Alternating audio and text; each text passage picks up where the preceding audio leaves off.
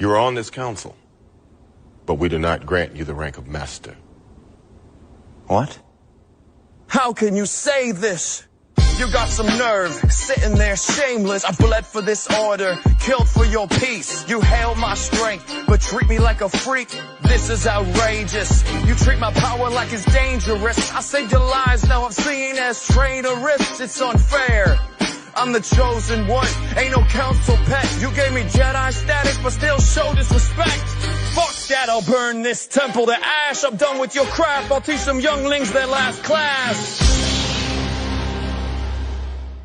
Take a motherfucking seat, young skywanker.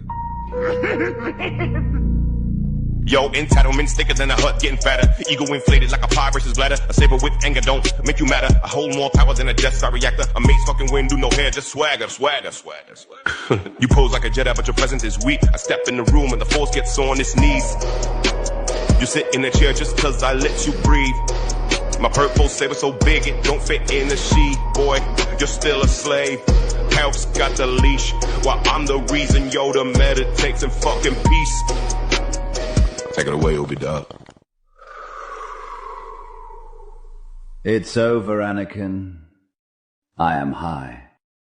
Feeling like a force ghost on a permanent trip in the sky. Head over green in the pipe. Yo, this kush got me deep fried. Had a vision, Qui-Gon said your boy picked the dark side. What about the droid attack on the Wookiee? Padme hit me up on a late night shift. Slid in smoother than a Jedi mind trick. I felt a great disturbance in my pants. Your girl felt it too. She called me master. I made her wet dreams come true. Before I left, she said, tell Anakin this. May divorce be with you. Yes. Fade in. No, God! Fade in. Fade in. Fade in. Fade in. Fade in. No, God! No, God, please, no! No! No! No!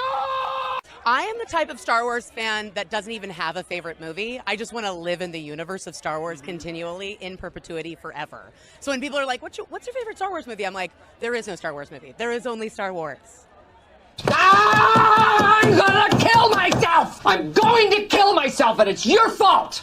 The sequel movies were just the worst garbage ever. Last Jedi was one of the worst movies I've ever seen in my life. I wanted to leave the theater, but I was like, I can't. It's Star Wars. You know, I need to watch it. But man, was that bad.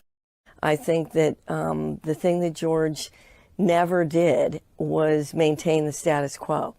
And I think that that's really important because... Fuck you, fuck you, fuck you, fuck you, fuck you, fuck you, fuck you! When I read 8, I told Ryan, I fundamentally disagree with virtually everything you've decided about my character. Who is this guy? How did the most optimistic, hopeful character in the galaxy turn into this hermit who says it's time for the Jedi to end? I read that and I said, what?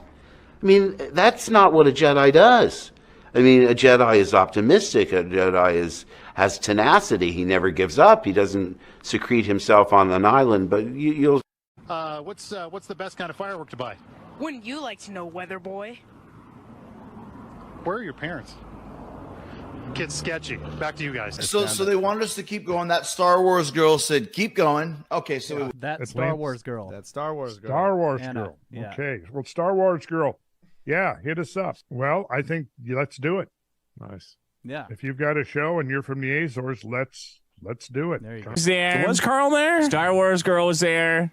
Wait, Star Wars girl was there? Yeah. Then that's good. I didn't go. I think she definitely doesn't like me. I mean, I don't think she likes me now either. Oh wait, what'd you say to her? Well, I walked. She's hot, right? Yeah. So I was like, who the fuck is this hot bitch at the woman at the bar all night? And then I walked over to say like, oh, good job to I don't know Lila Hart or something. Okay. I think. And she said, "You're Nick Rakita's friend, aren't you?" Yeah. And that annoyed me a little bit.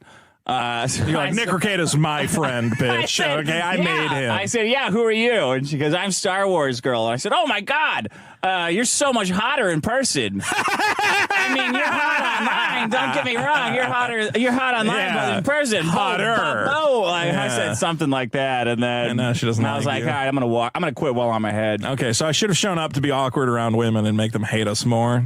That would have been good. They love that shit. Wait, what are we talking about? I figured out how to monetize social justice warriors. I have no love for He-Man. I know, but I have no love for He-Man either, but he's got a place in the world in a comic book story. When I was a kid, I'd watch He-Man and Masters of the Universe when I got home from school. From 1981 to 82, it was a rich... I'm kind of retarded.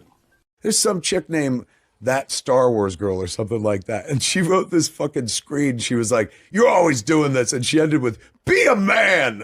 And I was like, what the fuck? I've been struggling my whole life not to be a man. Yeah. Grown up fucking teenager. Not to be the version of a man we thought we were supposed to be. Exactly. Yeah. The man that she was suggesting that I'd be. Like our dad's generation. Who didn't fucking cry. No. Although my father cried. Shove that rod up that cunt's ass. Hey, what are we talking about? That Star Wars girl. That Star Wars girl. That Star Wars girl. That Star Wars girl. That Star Wars girl. That Star Wars girl. That Star Wars girl. That Star Wars girl. That Star Wars girl. That Star Wars girl. That Star Wars girl. That Star Wars girl. Oh yeah. Be a man. No, would you spit in his mouth?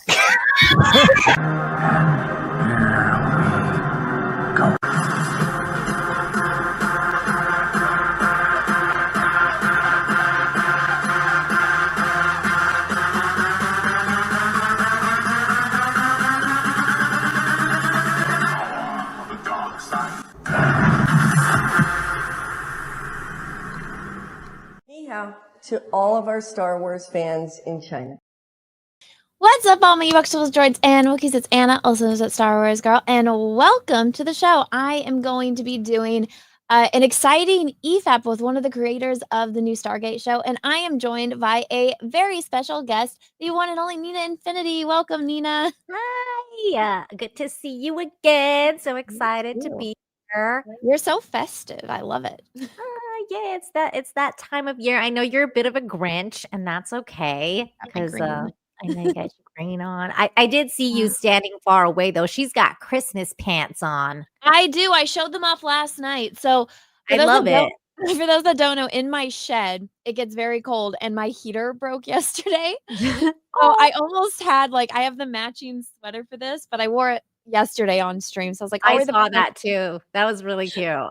I'll wear the pants today. But you know what? Ever since I became a mom, I'm actually excited for Christmas. And I don't know if you have this in Mexico, but at McDonald's, they have Grinch boxes now. And with it comes Grinch socks. And so oh, cute. Yeah, no, I don't know if they have it because I don't eat McDonald's, so I don't go to McDonald's. So I have no idea. Maybe they have it. I wouldn't know. So they come out, or you get the box. You can either get a Big Mac or Nuggies. I don't like either, so I just buy it and give it to Peaches. But so there's 4 different colored socks, and I have 2 of the colors, and I am just I need the other socks, Nina. So this is what it is. It's like the box. You can either get green, yellow, red, or blue. Now I have the green and I have the yellow, so I need the red and the blue. And okay, guys, so she needs the red and the blue. So if you got some. No, I live close to McDonald's. I might just go. I might just go every day and just get a new Grinch box. It's $13 for one, though. $13. Those socks are probably $1. I know.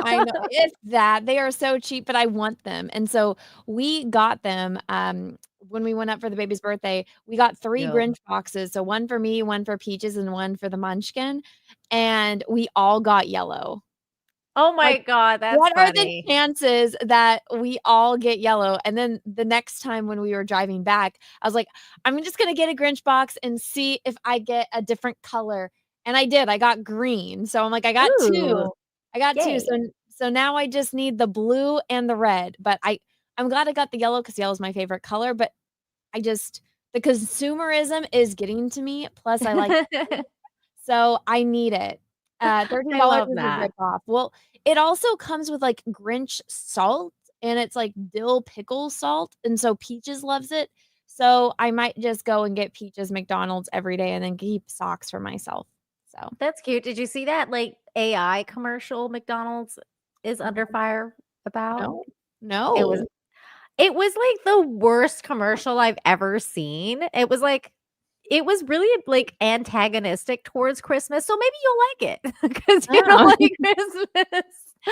But It was like, you know that song, like, it's the most wonderful time. You know that song? Yeah. They were like, it's the most like awful time of the year. And they're like talking about how Christmas is so shit throughout the whole, like the entire song. And it's like, I'm like, what the fuck is this commercial? And it's all AI. And it's like, I mean, it was terrible, Anna. It's a terrible, terrible commercial. Okay, I was like, I'll this have is to watch awful. it tomorrow. Yes, definitely. You have to watch it tomorrow. Well, Crazy. like I said, I never liked Christmas before, but now that I'm a mom, I'm actually like excited for It's not, cute. not for Yeah. myself, but for my baby. That's what I'm Baby. excited for. And Yeah. so it's exciting getting her things, but it's like she's a baby. She can't even like open the present. So I know next year will be more exciting, but just everything we got for Bella, I told Peter like put everything that's for her on the counter because I'm gonna be wrapping Christmas presents tomorrow because he's putting up the tree right now. So we shall see. Nice. Yeah. And I know you got her the Labubu. I did. I went to the mall and I got a Labubu. I ran into Chris, who's a fan of the Jack Show. So hi, Chris, if you are watching. Chris was so kind. Him and his family were there, and he like literally caught me right as I was walking out the store, taking out my phone to film like the whole "I got it" segment. Oh, somebody asked how old your baby is. My baby just turned 1 this weekend. It's so crazy. I feel like she was just born and she was like this big, and now she's 1 years old. But she's a big girl. Russell Hall, thank you for the first super chat tonight. Doesn't a sweater with an open shoulder kind of defeat the purpose of a sweater? Russell, I actually really like it. I think I love it. Cute. It's very cute. So I don't know. I wish that it was on the other side so I could show off Taggy, which is the reason why I bought it. I bought it in both colors. I bought it in black and I bought it in green. And to it's so cute. I love it. To my disappointment, it's on the opposite side of where Taggy is. So I might just cut off the tag and wear it opposite just to bother everyone in the chat. But I like it. I think it's cute. Just wear it backwards. The tag's there and it is actually formatted different, believe it or not. It like sits a little bit higher. So whatever. But I've got it to torment you guys in the chat because you guys hate Taggy. But anyways, I apologize for the long intro and the lateness of this stream. I was trying to fix the heater. So sorry about that. But guys, we have a big EFAP we are going to be doing, and I want to get right into that. So for those that don't know, Dial the Gate and Gate World are probably like the 2 biggest Stargate channels. And I was actually on Dial the Gate yesterday. If you guys missed it, I did. They interviewed me and I was really nervous and awkward. And he surprised me by bringing on the actor that played Beckett in Stargate. I went and watched because I was like, I love when Anna gets starstruck. It's the funniest thing to ever watch because I've seen you do that before. So I was like, I have to check this out. And she gets all you get so shy. It was so cute. I was like, this is the cutest stream ever. Well, so if you guys want to see me get like completely awkward and starstruck, and I was honestly, I think I was awkward the entire stream, but if you guys want to go see me be awkward and giddy and like make a complete fool of myself, go check it out. I'd highly recommend it. You were fine. Like you were fine the whole stream because like at first you were a little nervous and then you guys got in a roll. You got like you were talking and then he was like, I have a surprise for you. And then you like you were like You should have seen how bright red I looked like when he didn't have me on the show because it's weird. I haven't streamed through Zoom except like when it was I think the only person that used Zoom was Alex Stein when he was doing his Pimp on the Blimp show. And it's like it's weird because it moves you around and things are different and it was mirrored, but it was weird and I was just like, I'm not used to this. And then I was just like, oh my God, I was not expecting this. Like he told me he was going to surprise me, but I thought it was a pop quiz or something. Oh my God. Yeah, it was really funny. You guys have to go watch that. So if you guys are interested in me making a fool of myself and being awkward and silly, I guess, go watch me on Gate World or excuse me, Dial the Gate. And the little interview. It's got my picture right there. This was the thumbnail that I used for my Henry Cavill uterus exploding video. They took that. That was a good picture of you. Well, he asked me for like a headshot for the thumbnail, and I was like, I don't have all of my pictures I have are me in cosplay or me sticking my tongue out. So I was like, what's like a professional-ish photo? And I was like, oh, there we go. But yeah, go check that out if you haven't. My mods, if you guys could please drop that in the chat, I'd appreciate it. Also, shout out to everybody that's watching over on Rumble. I appreciate all of you over there as well as everybody watching on the Twatters. I know you guys want me to call it X. I'm not. It's always going to be Twatters. But we are going to go and watch this new interview with Martin Guerrero or Gero. I'm sorry, I'm saying it completely wrong. There we go. And so for those that like you guys, yes, smash like. So this, I watch everything at times 2 speed, but I will slow it down for everyone in the chat. So we'll do 1.25. Now this is a long interview. I don't know if we'll get through the entire thing, but so this is the new showrunner, and he wrote a lot of great episodes over in Stargate Atlantis, which you guys know is my favorite Stargate. I know everyone is pretty much all team SG1, but I'm Atlantis all the way. So, speaking of which, I have been progressing in my Stargate situation. Okay, so let's hear. I finally got to, I think it's like episode, I don't know, 11 or something in the new season or in the first season. So I definitely got to Thor. I met the Nox now, which I was like, oh my God, it's Quark. I'm like, it's Quark. And I was like, all like freaking out. Like I was fangirling over Quark in Stargate. And then it was really cool. I'd like learn the backstory again for God, oh my God, why is his name escaping me? The main guy, the sergeant, not Daniel, the main guy. What's his name? Jack O'Neill? Yeah, Jack O'Neill. Oh my God, I don't know why I had a brain fart about his name. I like that episode about his kid with the alien, like the crystal alien. Like that one's so sad. I know. I was like, what the hell? Like I'm sad about this episode, but it was a really good episode. Like I was like, this is how they used to do backstories is freaking great. So yeah, so I finally met the Thor. Well, that was a cool episode that they introduced that species. We haven't gotten to the Greys yet, which I'm sure is coming very soon. But I thought that was a really cool thing.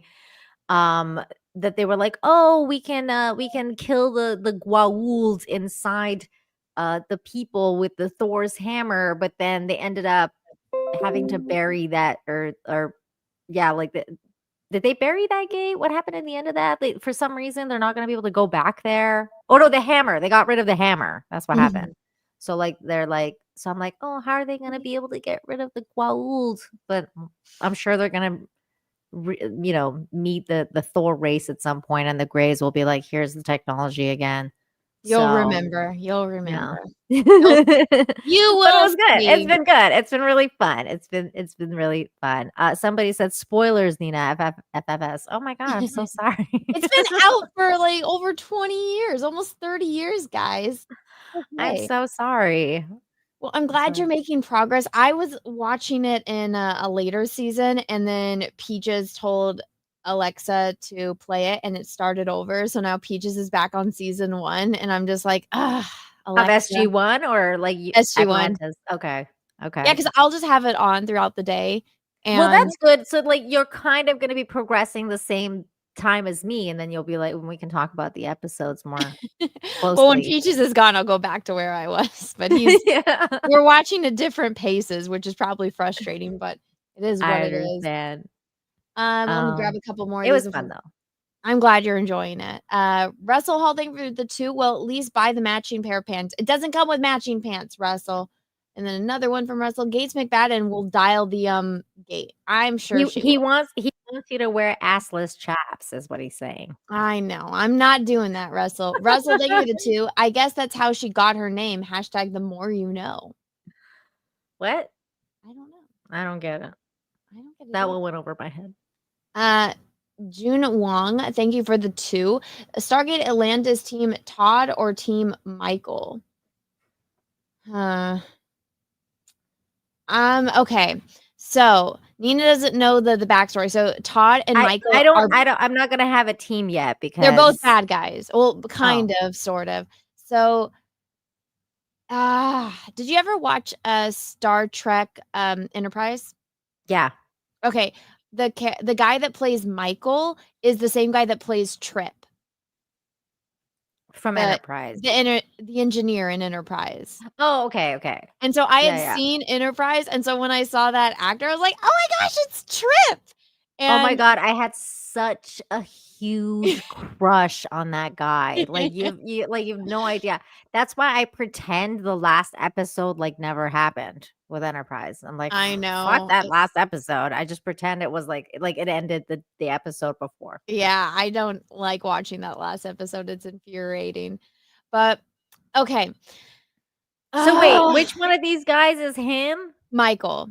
I pick Michael. Okay, He's but so they're both hot. bad guys. That's fine. Michael it is. He's so And hot. you're gonna hate what I didn't like his character's exit from the show, but I know it needed to happen the way that it did, but I didn't like it. I thought that there Oh. could have been more with it. Let me just say that. And you know what? Maybe with the way that things work and with the Wraith, he probably could come back, but I don't know. Todd, on the other hand, Todd is like a bad guy, Nina, but he's like helping. It's like the enemy of my enemy is my friend. Okay. And so that's how he is. So even though he's like their enemy, he works with them to get shit He's like done. he's kind of like a frenemy, kind of. Kind of. But it's okay. It depends on what we're doing. If I need some scientific shit to go on, maybe Team Michael. But Team Todd has way more resources than Michael. Like Todd has an entire hive ship. Todd is less likely to stab me at the back. Unless if I wasn't involved in Michael becoming Michael, then maybe, but I don't know. I like that actor. So this is hard. This is a real I need more information. What are the circumstances? Is it like surviving on a planet with this person? Is it like I need to go on a mission? I need their help? What is going on? Because if it's like I need a ship and a mission, probably Todd. Michael might do some Dr. Moreau shit to me, though. I don't know. If I wasn't involved in the creation of Michael, then I think I'm good, but he does hate humans. So, fuck. I guess I'm leaning more towards Todd, but I do like the character of Michael. That was a good question, and that's a great segue into this EFAP. So, this is going to be with David from Dial the Gate, and also Gate World, and then Martin Gero. I'm not saying it right, am I? But let's get right into it, Nina, because I'm excited. Let's do it. I hope I have my volume on. Yeah, it says it's on. I don't hear anything yet. Yeah, this I don't know because it's through Zoom. I think it's just their intro because it's a live stream or a premiere. Yay, Gate World! Let me just skip. There we go. There we go. Here.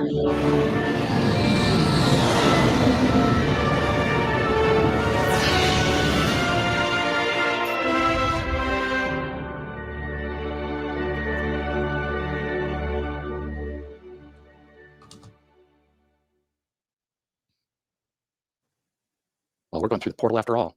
It might help if I actually switch over to my my webcam mode here. All right, guys, welcome to Dial the Gate and GateWorld.net. My name is David Reed. Darren, whoa, how you doing, man?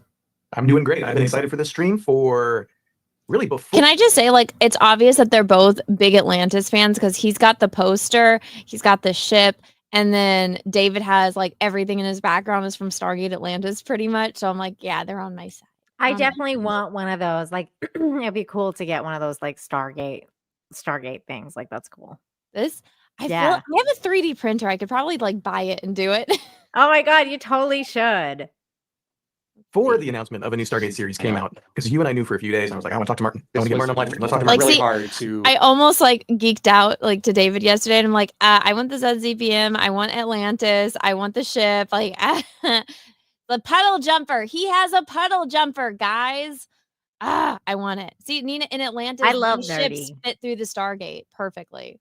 That's cool. So these ships are Look made at his to fly through the Stargate. His gate is cool too. There it is. It is. It is. Yeah. The only thing I want have one.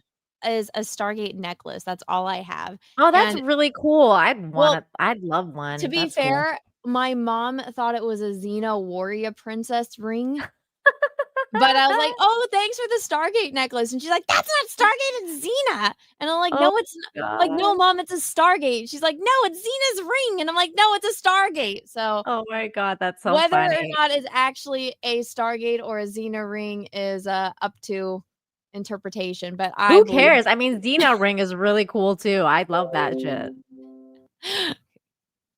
Get through this, but the man himself that we have to thank for that privilege is with us now. Hello, sir. How are you? Hello. I'm great. It's really great to be here with you guys. It's good to see you again. Oh, is this speed okay? It's at 1.5. I can keep up. Okay. And man, I think we have to know right off the top all about this shit. No, I'm kidding.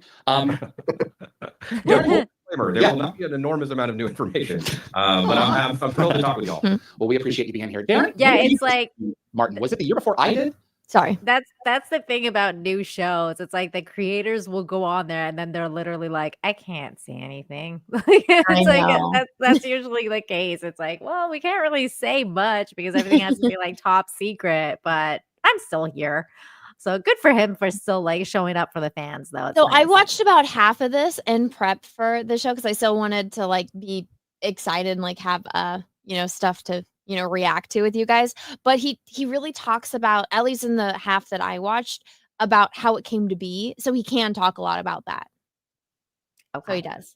So we got that. That's OMG Xena. Yes, my mom and me and my sisters all liked watching Xena. I love Xena. Russell Hall, thank you for the $2. Xena ring sounds like it's from Urban Dictionary. Well, maybe it is, Russell. Maybe it is. I can't think of the name of her weapon, but Xena had that like circle thing that had the blades that she threw, remember? Yeah. She'd be like, "Ah!" And she'd like Yeah, meet so him my during childhood my time? first visit to Bridge Studios was 2004 when Atlantis was filming episode 2, I think. You're filming Hide and Seek, and you were brand new to the show. Obviously, that's kind of where you got your big start. But this is funny. So I was invited by MGM to come to the show and interview the Atlantis cast and do some promo. And I was sitting in, this is what I remember, Martin, maybe you remember this differently. I was sitting in Joe Malazzi's office with my back to the window. We know him. My wife and I were talking. Woo, Joe! You came and stood in the doorway like you were about to go get some lunch. And Joe introduced you as, I think he tends to do, as, what was it, our new Swiss Wunderkind writer. And I thought for probably the first half of the day that maybe Martin didn't speak a lot of English. And, or Joe was pulling my leg. I looked it up recently, and you actually were born in Geneva. I was born in Geneva. Yeah. According to I was IMDb. there until I was 2 years old, and then we moved back between 10 and 14. So yeah, but I speak relatively good English. Pretty good. So This is totally unrelated, but I appreciate a good beard. So kudos on the beard. I really like. I'm enjoying it. It's very groomed, Clean. nice. Yeah, nicely presented. Russell Hall, thank you for the 2. It's called a chakram. It's an Indian Chakra. weapon. That's pretty cool. I didn't know that, chakram. Russell. I like how Russell's like knows like weird factoids. Like he'll just like randomly. A lot of people in the chat have said it, but Russell, you were the one that got us to learn it, and I apologize because I'm probably going to forget it tomorrow. But he added the specific, like it's an Indian weapon. Like it's That like, is I true. wouldn't have known that. That's pretty interesting. That is true.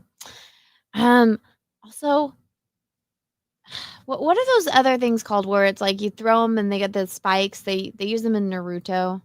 Oh, Or like the ninja ring. star? It's Yeah. just called the ninja star. There's no like special name for the throwing thingy. Throwing stars. So do ninjas Ninja call them stars. ninja stars? Or throwing stars, Okay. as far as I know. But I'm a girl. I Um, don't know these things. Did they mess up the sound? It seems like there's a hall effect. Are you guys getting an echo? Oh, people are saying it's a Shryuken. Oh, Shryuken, that's what it's called? Or Shuriken. I didn't know what the hell that thing was called. I'm not Shuriken. Asian. I don't know. There was a bit of echo when Darren was talking, but when the other guys were talking, it was fine. So I don't know. Maybe it's how they did it, but on my end there shouldn't be an echo. StreamYard's added a system to control people's audio now, so on my end it's not showing an echo when it plays. Wrestle thing for the 2. Hashtag dots, not feathers. I knew that. The Hindis. I was like, what?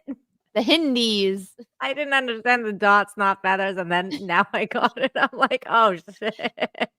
You know, there needs to be a distinction, and that's a good one. This is Everybody true. immediately knows. This is The day thinking, wow, they hired this new guy to write Atlantis, and I mean, he must be really good if he's writing scripts in German and they're translating them. That's really funny. Oh my goodness. I would just like to point out that if he is on Geneva, that's the French side, so he would be writing it in French. Oh, that's true. I only know because I went there. I went to Zurich, and that's the German-speaking side, and I want to go to Geneva because I did take French in high school, and I think I could get by relatively decently. I know how to ask where a bathroom is, and I think that's Ooh. really important, and how to order food. So I think Can you ask that now? I wanna hear you say that. we get all awkward. Yeah. S'il te plaît. Ooh, look at that. There you Look at go. him speaking French. I did, and I There's asked, a "Where is lot. the water closet, please?" Water closet? Yeah, apparently it's proper to ask for the water closet and not the toilet. Oh my god. Like, my teacher was very, like, she wanted us all to be poshy, and so she's like, Oh. "This is the way you say it if you want them to know that you're upper class," and I was like, "Okay." Oh, that's interesting. I know that Geneva isn't in France. I did not say it was in France. It is on the French-speaking side of Switzerland. Zurich is on the German side of Switzerland.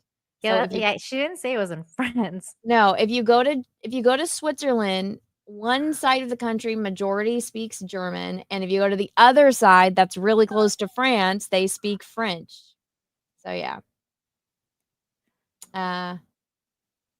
Anyways, let's get back to this. I think it was about a year later when I got into the office there, and we all just sat down together. It was like, oh yeah, this guy's cool. Yeah, I have I'm vivid gonna hang out here with all the Smurfs. Wasn't that you with the Smurfs? Or someone else had Smurfs. You had toys or something. I had Muppets, a lot of Muppets stuff in the middle, and then I was the guy that just bought all the Stargate toys as they slowly came out over the years and put them in there. But yeah, no, it was. I have such fond memories of you guys coming. It felt like twice a year. Was it only once a year? And just wow, yeah, that's great. And then we would because we would read you guys into the whole season so that you would have the stuff that you needed to. I feel like, but I could be wrong. I don't know.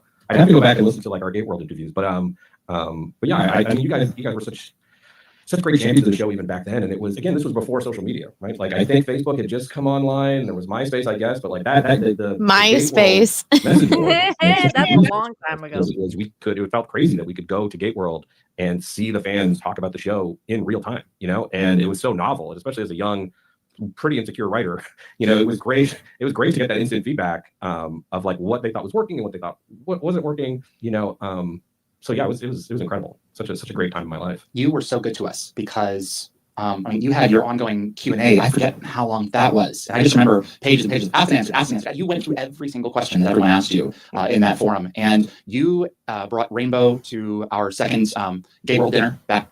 Rainbow is the name of the character. It's him. I want you guys to all know his parents might have been hippies, is my guess. But when they talk about Rainbow, that's the name of the actor. Wait, they actually named him Rainbow? No. His name, I can't remember off the top of my head, is a different. He's a good character. Something happens to him, though. It's very unfortunate, and you get really upset. So I'm not going to spoil it. Aww. But the actor that plays him, it's this gentleman right here with the yellow hat. His real name in real life is Rainbow. Yeah, that's what I'm like. They actually named him Rainbow, like his parents. Why would you do that to him? He's Because not Nina, it's there's hippies, okay?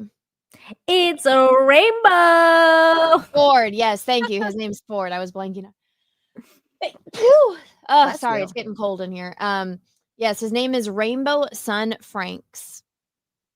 Oh my god, that's his parents might or might not have been hippies. I will just say that. That reminds me of that episode of that 70s show when Eric was going out and rollerblading behind everybody's back, and then his like blader name was Rainbow, and so when they would announce him, they'd be like, "It's Rainbow." It was funny. E. Morse, thank you for the $3 Rumble Rant. I am watching all of Stargate until new ones come out. On the last episode of season 2 at the moment, it's good because it's a new story every time. Yeah, I like that. I don't mind episodic shows, but the thing is, when you have episodic shows, there is a slow progression too, because like they keep, if something happened on this episode, it might get brought up like 5 episodes down the line. Later. You know, this is still in play because this thing happened. It's going to affect the future, and I feel like a lot of what is it? What did I just say? Episodic shows get a lot of bad rap, but I mean they're still good. Unfortunately, I don't think they're going to get like 24 episodes a season though, so that is going to suck. I hate the new formats. I want them to go back to like 20 plus episodes. So do I. Sick of waiting like freaking 5 years for a show, and then it's like, here's 8 episodes. Like, what the fuck? They do talk about that here. Oh, that's interesting. My favorite restaurants there. Thank God there are a few of them. But you were a champion of connecting with the fandom, and I didn't feel disconnected from the fandom, right? Like I was 25. I had been a fan. Look at all of them. Stargate, full disclosure, it was off my radar when I got hired, but I know what it's. I still know what it's like to be really excited about something. So absolutely, any chance you could engage with people, you would take that opportunity. And like people used to just sit down on lawn chairs and come in front of Bridge Studios just to like watch the companies and go. It's definitely echoing right now. It is? Yeah. Do you not hear that? No, I don't. Okay. Oh, yeah, it's totally echoing. Maybe I'll mute myself. Let me know if that fixes it. And so unfortunately, we're just the writers. It's not as exciting as the stars, but someone would always try to go say what's up and talk to them a little bit so that they wouldn't leave without having met nobody, That's pretty awesome. That's cool. What has the response been like to this thing that you're going to spend, the next section of your life with? Has it gone off without a hitch? Is there something that's like, well, could have done that better? What has the communication? Well, we're still early days. So yeah, the initial reaction. Yeah. Oh, the initial reaction. Yeah. I mean, it's been really overwhelming. I'll be honest with you. I haven't like done a deep dive. Amazon is very kind to do these like aggregate of like what sentiment is, and it seems to be very positive, which is wonderful. I think it's like it's great. It's great that we feel so fortunate that y'all were willing to host that thing and that we could go directly to the fans. That felt novel and important. And so yeah, it's been really wonderful. Mostly I'm just glad that I don't have to like whisper in a restaurant like when I'm talking to people about like what I'm doing. It's such a closely guarded secret for the couple of years that I've been working on it. It just like, it feels very freeing to not have to lie to people about like what am I doing right now, I had I love my polls. So I posted polls on Gay World. How do you feel about the new announcement? And I was expecting a big outpouring of positive affection because fans have been kind of on a knife's edge for a while. What's Amazon going to do with the property? Are they going to reboot it from scratch? Yeah. Are they going to continue the mythology? And I, for one, breathed a sigh of relief when we found out that you and Brad and Joe and others are making this, that it's not a reboot. But the poll that I posted, how do you feel about the new series announcement? 64% say awesome, can't wait. 28% are cautiously optimistic. That is 92% of respondents. I would say that's are crazy positive towards this. Yeah, great. Yeah. And the other 8% are mostly, I'll give it a shot. Okay. Yeah. Also, like it's okay to we have to earn every view. Like we're gonna try to earn every view, be it longtime fans or brand new people. So like I so appreciate the people that are all in right now. Like that's awesome. I'm certainly all in. Cautiously optimistic. I also share that. I mean, we got to make a great show. These are hard shows to make, and I hope that like we can win any sort of detractor. I feel like give us a watch, and I think like we'll try to get there. Reality. I will say like one of the things I'm really glad he said that.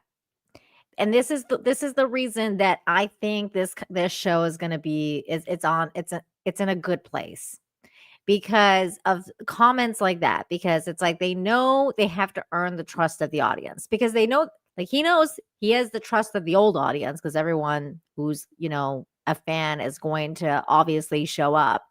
But most of even the old fans are so beaten over the head with all this crazy, shitty sci-fi and crazy shit shows that we've gotten, especially even from Amazon, that they're cautiously optimistic. I understand that. He understands that. He understands that there's a level of trust that needs to be earned. And that's good that he says that. Like, these are good answers. This is stuff you want to hear. It's such night and day from people working on other properties, like night and day from Star Wars. Kathleen Kennedy, we have no source material. We don't have 800 novels. We have no comic books. It's like, what? Yep.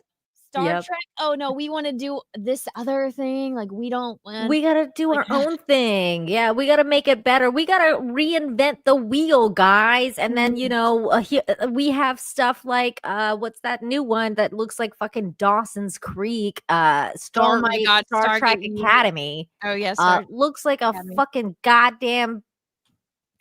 It's just a goddamn They train copy wreck. like the One Tree Hill. Let's all lay there holding on to each other. Yeah.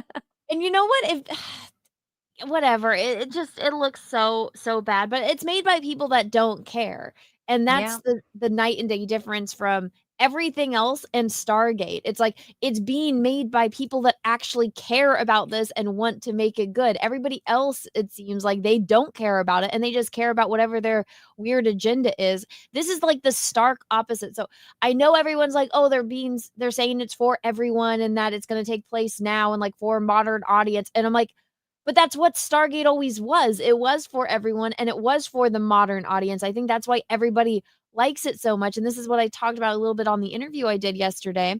It's like you can watch an episode of Stargate and then go to bed and be like, the military could be doing this right now because they're so secretive about all the Area 51. That there probably are aliens and they have a whole stockpile of all this alien technology. They are probably getting up to this shit. So it is modern, you know? Yeah. And I just feel like in this instance, they're saying the right things, and I think that he understands that there is a hill to climb to win the respect of the fans. Like it's just that it is just the way it is right now. This climate, there's a hill to climb, and I'm glad that he knows that he's aware of that. He's not like it's not one of those things where like the ego of the person's getting to them, and they're like, yeah, we're just gonna do what we're gonna do, and you're gonna show up for it, and like it's just like no, that's not how it goes, so that's good. Even from like the early Gate World forums in the early 2000s or the mid 2000s, I think as creative people, you have to realize like it's impossible to catch everyone. Like there are going to be people that like for instance, there was a small contingent of dinosaurs that like hated McKay, right? And so like I wrote a lot of McKay episodes, and so like I was not one. I loved McKay. He was an asshole, but he was hilarious. And they're going to talk about that right now. Darren, thank you for the $4.99 super chat. Merry Christmas, you guys. Let's all just enjoy some classic some classics this holiday season. Yes, my go-to Christmas movies are The Grinch, both animated and Jim Carrey. And then also Gotta Do It. It's my favorite Christmas movie is Jingle All the Way. Of course, both Home Alone movies and then Die Hard. Like those are my have to watch Christmas movies. What about you? You named pretty much most of mine. Die Hard's a must. Definitely at least like on Christmas Eve we have to watch it. It's not really Christmas in this house until Hans Gruber falls off the tower. But yeah, obviously Jingle All the Way. I already watched it. I actually watched Jingle All the Way while I was decorating my Christmas tree. Aww. And I love Home Alone. I think my favorite one is the Elf, though. I really love Elf. Elf is my favorite Christmas movie, I think. So cute. Everybody just teases me because they're like, he eats like you. And I'm like, I don't like maple syrup, though. He does eat like you. That's true. So there's this, it's like a Catholic school. And what they do is they have this big projector and they sell like parking spots for $20. And everybody just goes and watches it in their car. Oh, and they have like a radio station and it raises money for like this Catholic school's like, I don't know, football team or something. And so we do that. So we go and we like drive in, watch it. Oh, I love that. I don't know if we can do it this year with a little baby. We definitely didn't do it last year, which was weird, but I had just had a baby. So it was not ideal for me. I understand. Did you know that the actor that played Santa Claus, he did this interview and in it he said that after doing Elf he never has had to work again. He passed away now, but he said that he makes so much money the month of December from the royalties from that movie. And he's like, I never have to work again. He's like, no one in that movie, if they worked out the right deal, has to work again for the rest of their lives. That's kind of amazing. Yeah. Wow. But thank you for the super chat. Let's get back. Well, the funny part is I actually love because of that movie, I love Zooey Deschanel. So I actually love her Christmas album. So I listen to her Christmas album like every year. So because she has that band. She and her. Oh, maybe it's not Artie Lang. Maybe it was one of them. It was either him or the guy that played the dad elf. I think. Did he die? One of them died. All I know is that they died, but they talked about their residuals from Elf and I how know they never his have human dad died. the human dad. Oh yeah, the human dad died. Maybe that's what it's Yeah. Ed Ashner. Yes, him. Yes, Ed Asner. He died. But yeah, Rest in Santa. peace. Yeah, Santa Rest in died. peace. The guy that played Santa was the one that I'm talking about that did this interview that talked about how he he never has to work again after doing Elf, which is great, That's One movie paid amazing. off. Maybe that's why everybody is trying to make I feel like every Christmas there's 10 new Christmas movies that are out and they're Hallmark. I think they're just waiting for one to pop off. Just become a classic. In some ways, I've always wanted a sequel to Elf, but now that Will Ferrell is such a weirdo now that I'm never mind. I don't want the sequel. I'm good. Darren, thank you for the 199. Christmas Vacation is a classic for me. I have actually never seen. I love that movie. I've never seen it. Oh, dude, you gotta watch it. It's so good. I've never watched the only Chevy Chase movie I think I've watched was Man of the House. I've never seen him in anything else. Oh my God, you gotta watch the National Lampoons. All the vacation movies are so great. There's Vegas Vacation, Christmas Vacation. God. Well, the first one is just the National Lampoons. Is Vegas Vacation the first one, or is it just National Lampoons Vacation? I forget, but the first one's great. Then they got Vegas and they got Christmas, and Christmas is it's so good. It's such a funny movie. I will add it to my list now that I got a child to watch all these movies with. European Vacation. Oh my God. So many Christmas vacation movies. E. Morse, thank you for the $2. My favorite is It's a Wonderful Life, but I'm a big Jimmy Stewart fan. I hate that movie. Oh, you know what's crazy is I watched that movie last year because I was super depressed. And I hadn't seen that movie in so long. It had been years since I watched that movie. I kind of it was as if I was watching it for the first time. And I was so depressed because I just found out my cat has cancer and all the stuff. And then it really kind of helped me get through that, the holiday blues. So I'm kind of a fan now of It's a Wonderful Life. I might watch it again this year. But Nima's like you. Nima hates that movie. Maybe I need to be in the right mindset, but I don't like it at all. It's hard for me to even sit through it all the way. I always just end up getting so angry I turn it off. And it's I know, and I feel the end, it's yeah, everybody comes to help him, but I don't know. I feel it's just, I just don't like it. I don't like it at all. I don't want to watch it. And also one that everybody loves is everybody loves White Christmas. And I'm I don't need a 10-minute dancing number in the middle of my movie, which is a lot of the movies from that time. But it's I just need the 2 Christmas songs that are in that and I'm good. Yeah, you know what's so crazy is that the White Christmas, I kind of agree with you because even though I thought it was a good movie, it's not that it's a terrible movie, but when I started watching it, I was expecting way more Christmas, and most of the movie is not in Christmas. So I'm what the fuck is this? Where's the Christmas stuff? And then near the end of the movie, they do this giant Christmas thing, and I was what the fuck? We just need more Christmas in that movie. There was just not enough. I'm trying to think. There was another movie that was supposed to be a Christmas movie, and no, all I'm thinking of is White Christmas, but it's one of those older movies that that has it. But we shall do a Christmas stream when it's closer to Christmas. Let's get back to Stargate. Sucks. You're totally fair. Totally fair. I write character that you hate. That is my bad. So it's it was. Pardon me? I forgot about those days. It took a while for Rodney to grow on people as a regular. Yeah. For some it did, yeah. Well, he was, especially if you were an SG1 fan, he was such a jerk on SG1. And so what's that ringing? Oh. Hi, you guys. I don't know what happened. I think her phone rang and then she had to exit. And this thing is paused. That's not a good pause face. He looks like he's doing like, something bad. So awful to Sam. You know, like it's just Oh. it just like there was some inertia to it that got around it. But thankfully, you know, David Hewlett is like, you know, despicably charming.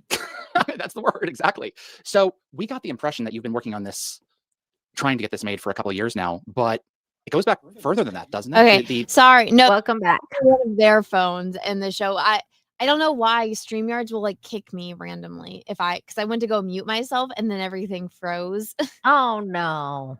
So I apologize, but here we go. Let's the Yeah, it goes kernel back of this so idea. long. Yeah, what's the so- origin story here? Yeah. Yeah, so I believe my first meeting about something new on Stargate was like 2016, maybe 2017. I had done the show called Blind Spot, which was a like a modest hit here in the States, and so it kind of opened up a lot of conversations about people which were like, okay, well, what are you doing next? Which most of the answer was like, oh, a Blind Spot for many more years, I hope. But MGM, you know, we had kind of a general, and we were just talking, and I made a case for what I thought the show should be back then. And I think at the time they were kind of exploring stuff. I don't know whether the features were still, it was tied up basically. And it was going to be complicated because I had a deal at Warner Brothers and they were MGM and they didn't really want to cross-pollinate all that. No, I haven't.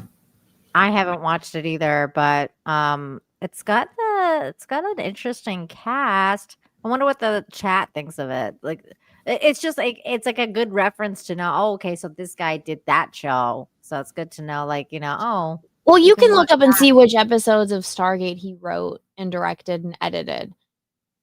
Okay, yeah, I can do that. Here, too. I'll get a link for it and post it in the chat so you can see. But let me get it. It's on the of any ownership. So we had some initial talks like very, very early, but it just felt like it wasn't going to work. And then I was like, oh, okay. And then I heard Brad was working on something and I was stoked that Brad was working on something. And he was working on something for Peacock at the time. And then I moved my deal over from Warner Brothers to Universal, who is the parent company of Peacock. And so they started talking to me about, you know, hey, we're potentially doing Stargate. Is this something you want to talk about? And so I got to read Brad's incredible script and we started talking about it. And, you know, and then we, you know, even then we had started talking about an early iteration of what this would eventually be. And so Brad we had these great conversations and I pulled in Joe because at that time I wasn't sure, like it was just a confusing time. We were trying to figure out, like, it wasn't sure that Brad's script was going to get traction because of the people that had commissioned it had left. And so there was an idea of like, maybe we'd do something new, all three of us together. And I was over at Universal for some very. Wait, what? Oh, sorry. I'm going to show what episodes of Stargate he wrote. So he wrote a couple episodes of SG-1, so season 9, Season The 9. Powers That Be, season 10, Bad Guys. Then Atlantis, he wrote a lot in the first season, a lot in the second season, a lot in the third. This episode is the one that me and David disagree on. The character dies in this episode, and it's hard for me to watch. It is a good episode. It's just very hard to watch, and it sticks with you. So I'm like, it hurt me so bad. I don't need to watch it again. But so he obviously wrote a lot for Stargate Atlantis, very much involved in Stargate Atlantis, which is my favorite Stargate. So there is that. And then, okay, so he's not really involved in SG-1 at all. He's only written like for not in 2 later. episodes. That's why they brought it up. Well, so that's as far as writing credits, Nina. Now let's go into directing. So he did direct a lot of Stargate Atlantis. SG-1, he just did creative consulting on 2 episodes, and then he did some co-producing. So this is all of his credits as far as what he did on Stargate, but he came in later to Stargate. Right, gotcha. Makes sense. So that's his background for those that do not know. Let's get back to this. Why is it? Come on. Okay, here we go. All right. Specific things that ended up not going. But so there was some concern at Universal about, well, they didn't really want me to run it. And so it was we were like, well, maybe the three of us will do this together. And we started talking about ideas. But looming, so that was like 2020, 2021, maybe. And but looming over us was the fact that like Amazon was probably about to buy MGM. And so as those discussions creatively progressed and they started to talk about what the business side would look at between Universal and MGM, it all came crashing down because Amazon bought MGM, and that was Let me grab a couple of these super chats. Goody two shoes, thank you for the 2. Oh, hi, super hottie, and oh, hi, Anna too. Thanks. Hi. Let's see. Sean Allen, 7436, The Holiday with Jude Law and Cameron Diaz. I love that movie. I I love just that movie. hate Jack Black in it. Oh my god, I know what you mean. But it's actually like one of Jack Black's like better movies. But Yeah. but I love that movie. I adore felt that so movie. bad for her. It's like I know she gets stuck with Jack Black. I know. It's like you guys couldn't have gotten like a more like just slightly cuter of a guy for Kate Winslet. And Like did you ever see that episode where Jack of The Office where Jack Black like guest stars in this like mini I don't movie they remember made? Jack Black being on The Office. What? Oh my god. You I have to look this up. Let me see. I've watched The Office. I watched every episode of The Office. I do not remember Jack Black. It was in the mini movie. They made a mini movie where he was like in love with this old woman. Yes. Oh my god, you're right. Yeah. And they're watching like the pirated movie, and it's when Pam's parents are getting a divorce. Yeah. And Pam's dad is sleeping on the couch. Yeah, that like mini movie that they made. First of all, that shit was the funniest thing. It's funnier than most movies today. That mini movie by itself, but like just watching that, like I think that's one of Jack Black's funniest things ever made was that episode where he falls in love with like the mother. Yeah. And Pam's all upset because her dad's and then the dad ends up leaving the mom at the end of the episode. Yeah, and then okay, like I remember Andy is like between them watching this movie, and he's like, "You guys got something totally different than I did." It's just like Pam and Jim. He's like they're like movie connoisseurs. They're catching all these things that are just going way over my head. Yeah. But The Holiday is a fantastic movie. I love that movie.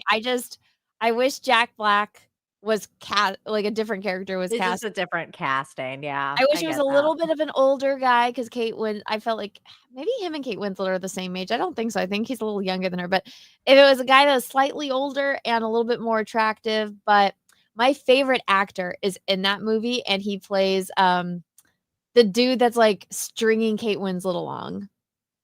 I don't remember that guy. I have to look this up now. I can't remember his name. The actor's name, he goes by Rufus Soul. He was the bad guy in A Knight's Tale. Oh, okay. And Jasper, he plays Jasper in the movie, and he's the one that like he was dating Kate Winslet, and now she does like all of his work for him. Oh, even though he's marrying someone else. Yeah. I know exactly who you're talking about. He is fantastic. He is my favorite actor, and really, that's like your favorite actor, like generally favorite living actor right now. He is fantastic, and everything that he does is amazing, and he is so underrated. And he should be in the new Stargate. That's hilarious. Wow, it's just somebody I never expected you would say is your favorite actor. That's okay. Well, so Nina, the reason why this is a complete tangent, I'm gonna pull him up. So the reason why Rufus Soul is my favorite actor is because when I was a kid, one TV in the house had to share between 3 kids. So we all we took turns picking out what movie that we wanted to watch, right? And so when it was my turn, I got to pick. But sometimes it's like we would try to like bargain with each other to try to get each other to pick like a movie we all wanted to watch. And A Knight's Tale was everybody in the house wanted to watch it. Okay. And so he was like he's such a good bad guy. And so this is Rufus Soul, for those that don't know. So yeah, bad guy in A Knight's Tale. Everything that he's in, he is amazing at. He is such a talented actor. And I never really got the concept of acting because I was a little kid. And then we watched a movie called Tristan and Isolde with James Franco. And he's in it, and he plays a good guy. And you were just like, we're little kids. We had no concept of like, oh, this is like a person's job and they go into work and they just pretend to be other people. Like we never really thought about it. And we're like, wait, he was the bad guy in that one movie. And now he's we're like, oh, he's such a good guy and he's getting screwed over and we feel so bad for him. And that was when I realized, I'm like, oh, that's what a good actor is, because he makes you hate him in one part, Yep. and then this other movie we absolutely loved him because he's such a good person. So I don't know, I guess I realized what acting was, or what a good actor was, by the 2 roles that he played. And everything he's ever been in has been fantastic. I think he is so underutilized, as based on how talented he is. I think he's very underutilized in Hollywood, and he's amazing. I watched The Man in the High Castle because he was in it, and he's phenomenal. Like, so here's all like the rules. So I don't know if you ever watched Helen of Troy. He played Yeah. Agamemnon in Helen I of was Troy. just looking at his Yeah. film thing, filmography, whatever it's called. He was in Dark City, and I totally forgot. Yeah, And he's the I main just character remembered. in Dark I City. know. I was like, that's the movie that I know him from, and it's like one of my favorite movies is Dark City. So I'm like, oh my god, that's right. He was the main guy in Dark City. That's why I love him. It's one of my I favorite loved movies. him. He was in The Crown as well, or yeah, he was in The Crown, and he was also in Young Victoria. Wait, no. he was in The Crown? Who was he in The Crown? I think he was in The Crown, or maybe he was something in The Crown. He had like a lot of prosthetics on, right? I don't remember. But yeah, I remember him in Young Victoria. Let me just say, he's really good at playing a good guy, but he's really good at playing a bad guy as well. He And is so good at playing a bad guy. The Man in the True. High Castle, he's like the main Nazi. And he even did this interview where he's like, oh, my son was like, oh yeah, dad, that suits you. And he's like, thanks. But he's like, he's a That's Nazi funny. that's getting like black pilled. Oh my god. But he's a fantastic actor. They should cast him in the new Stargate. I'd be They so really happy should. He's a good actor. They should. I agree. if he's free. But yeah, So you have seen Dark City? Yeah, long time ago That's though. great. Yeah. My mom wouldn't I gotta buy it. rewatch it. My mom would not buy us the VHS, so I've seen it maybe like twice, but that's about it. I gotta rewatch it. It's been a long time, but I love that movie. But he's a fantastic actor, but I don't know why I went off on that tangent. Oh, because he's in the holiday. That's why from this. Yeah. Let me go back here. I feel like I should watch. I should rewatch The Holiday this year. You know how like sometimes you don't watch certain Christmas movies. You're like, oh, I'll give it a year. So it's been a couple years for me since I watched that movie. So I'm like, oh, maybe I'll watch The Holiday this year. It is great. Let's see. Borg Porg, what's up, my dude? Thank you for the $2. The Hebrew Hammer is a good Hanukkah Christmas. Oh, I don't think I've ever watched a Hanukkah movie. The only Hanukkah movie I've ever watched has been 8 Crazy Nights with Adam Sandler, like the animated movie. Yeah. I remember it was on like I don't know, it was a commercial before one of my old movies. What was it actually good? Is it worth watching? I mean, like it's so like it's an Adam Sandler animated movie. It's like very silly and like it's kind of retarded. Okay. I wouldn't say it's my favorite. Darren, thank you for the super chat. Gremlins, not a bad Christmas movie. The first one. Gremlins is also a Christmas movie. So I've agree. heard that. I've never really been the biggest Gremlin fan. Oh my gosh. Disavow that. Okay, let's get back into this. Was going to be that they were going to keep those properties inside the MGM, and I was like, oh well, bummer. And it was a dope idea. And then sure enough, when my deal at Universal was up, I kind of was just going around seeing what was available, and Amazon essentially were just like, hey, we know you have a history with the franchise.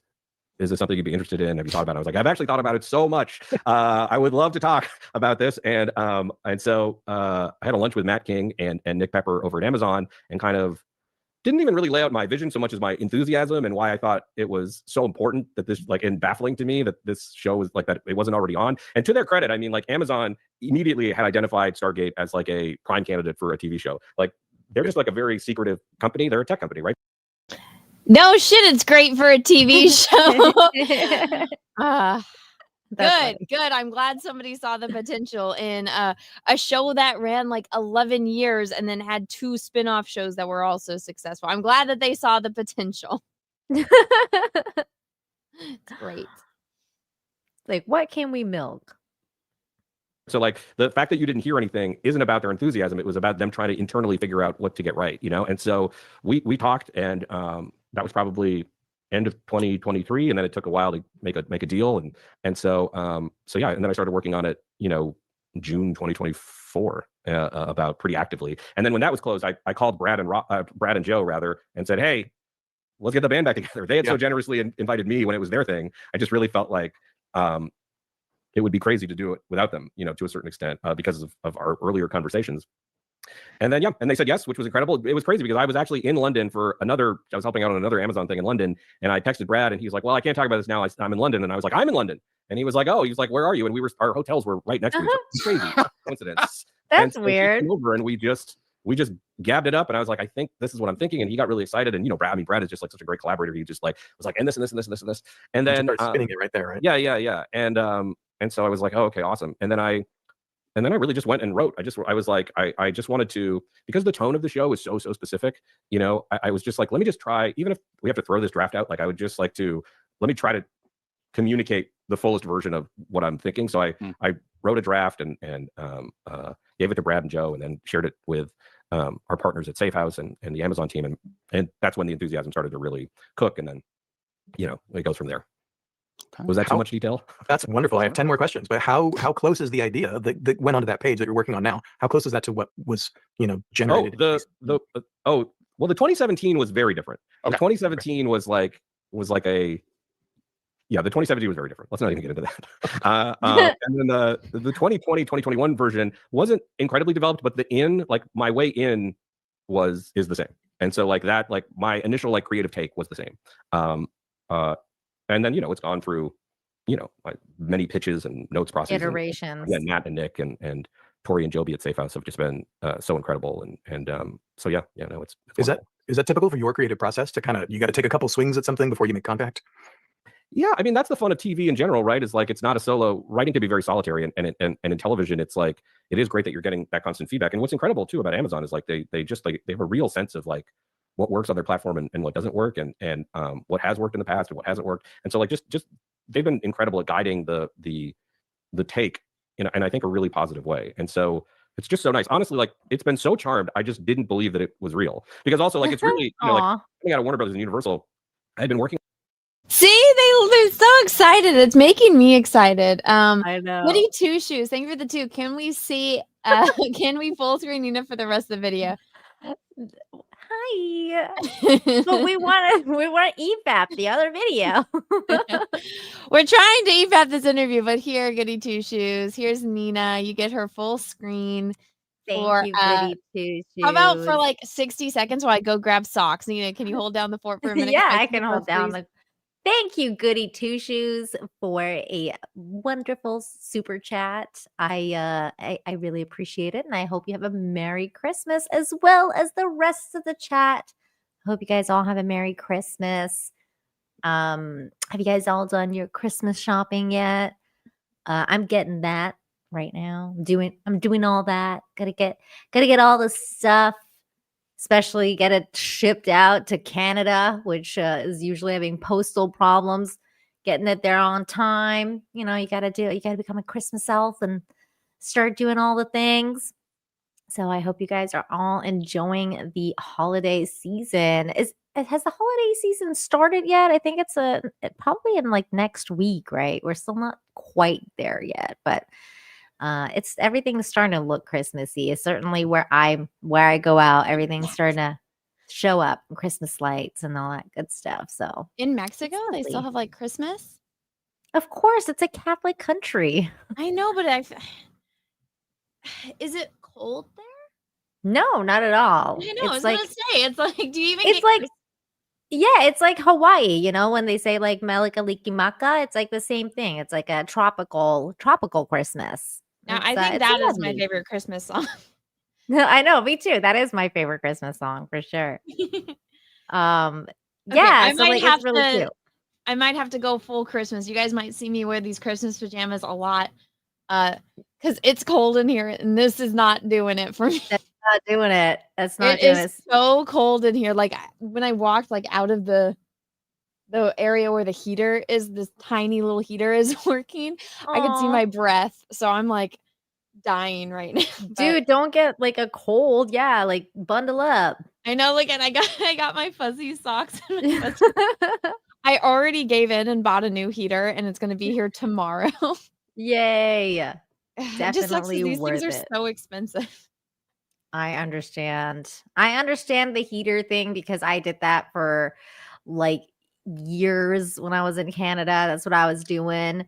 And like we had to like heat the bathroom before we went in there because we had to like, even though we had like, house heating, we still had to like do the bathroom like a side heater because when you shower in Canada, you're literally freezing to death when you come outside. So I was like, I need my bathroom to be warmer. So I did like a heater in the bathroom. Did you ever think about like upgrading and getting those heated floors? We had like my husband's family house actually had that. And it was the most incredible thing to experience because I was like, I came from pores. So I was like, what is this? Like, oh my God. And it was so amazing. Heated floors was the most amazing thing ever.